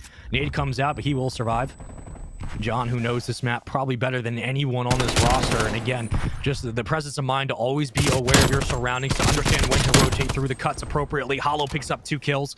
Finally, that sub is starting to at least heat things up quite a bit. In syncs with 13, the ARs and the subs for Higher starting to get going. But how long will it last? Now we have to move to beam with a minute 43. The defensive hold again is here for Higher. It is certainly looking good like it did in that first round. But how did they rally the kills out to just spreading out their position on the map? Because they got blown off the point and they couldn't recover rotating through basketball courts. So it comes down to Exotic, but John is on your screen and John is hunting for that kill. Here comes Mox with the challenge, and Mox wins the gunfight, a big one at that. I don't know if you saw it, but Gravity sat in that pool window for what seemed like a minute and a half, just sitting there waiting for his teammates to make the break. And then finally he pushes out behind Higher and starts shooting them in the back, which forced him to turn around and allowed his teammates to get into this point. And now streaks are getting called once again just to make sure to keep them out of the hill. Fellow finds another one. The second tick is probably going to come through. And Fellow is the last person, that I would want to be final standing into this B point. Well, they're having a hell of a time because that's the end of the game. I mean, what more do you want? It was a CDL match, Allie. You know what that means. It was just skirts all around. This was a dominant win from Easter. What more could you possibly ask for? That was one of the most dominant, destructive wins we've seen so far on the Challengers Elite Series. And if I am Higher, I am going back to the drawing board. I am trying to rethink our entire approach in all 3 modes. But if I'm Easter, continue to work on those defensive holds and control. Everything else looks absolutely disgusting. This team might quite be the real deal. Fox, oh my God, it was a 3-0 and it was wild. Oh, welcome back. I'm glad I got to come back for this one. We got to see really long series all day long. So for that one to end so swiftly is I gotta say, good way to end the night. I mean, listen, man, you look at the roster changes that have happened in North America, and again, on my sheet of notes, it just says roster mania, that's it. That was the entirety of North America, and one of the big ones coming in was taking a look at where Phoenix was gonna go with Gravity, because we understood they were gonna stick together and he wanted to coach. And then with the announcement that Fellow, John, and Jerd were teaming as 3, and that Fellow wanted another AR, and then they bring in Gravity and you bring in a coach like Phoenix, who knows how to win. He understands what it takes to corral egos together and put them on the same page.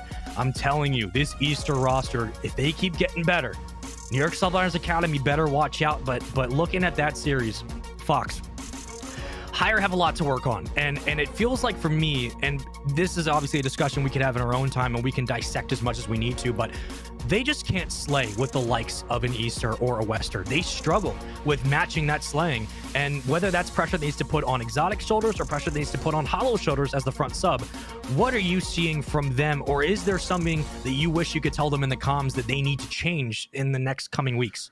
I don't know if it's a fair estimate when you have them going up against someone like John. I mean, as you said it, the first shot that he missed in his career was tonight on a trophy system. Like, let's give him more of an opportunity against more of a variety of competition first. Right. Yeah. I was gonna say when John's shooting like that, there's really not much you can really do, man. Fox, I 100% agree with you, buddy. But Ali, kind of closing thoughts tonight, not only in all the matches, but again, keeping it where we just watched a dominant 3-0 win by East over Higher. Your closing ideas or perspective on this Higher roster, as well as what East were able to do.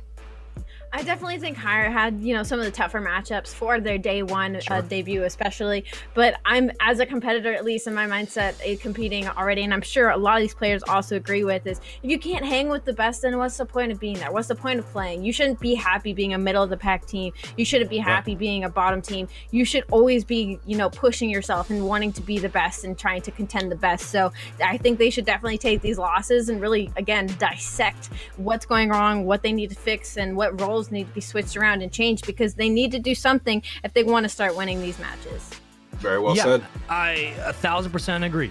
Both of you made tremendous points tonight, and I thank you for joining me. As always, you guys are awesome, but we thank the fans as well, because tomorrow we're going to be having the remainder of our week 1 matches, again, kicking off at the same time as usual. We will see you all at 3 Eastern, 12 Pacific for the beginning of day 2 of stage 2 of Europe coming up first, and then North America to follow. It was an exciting day of matches here, and what a great way to end it with the return of John after a year's absence, and man, he looks like he's in final form. But we will see you guys tomorrow. Have a great night. Take care. Wash your hands. Drink water. We'll see you then.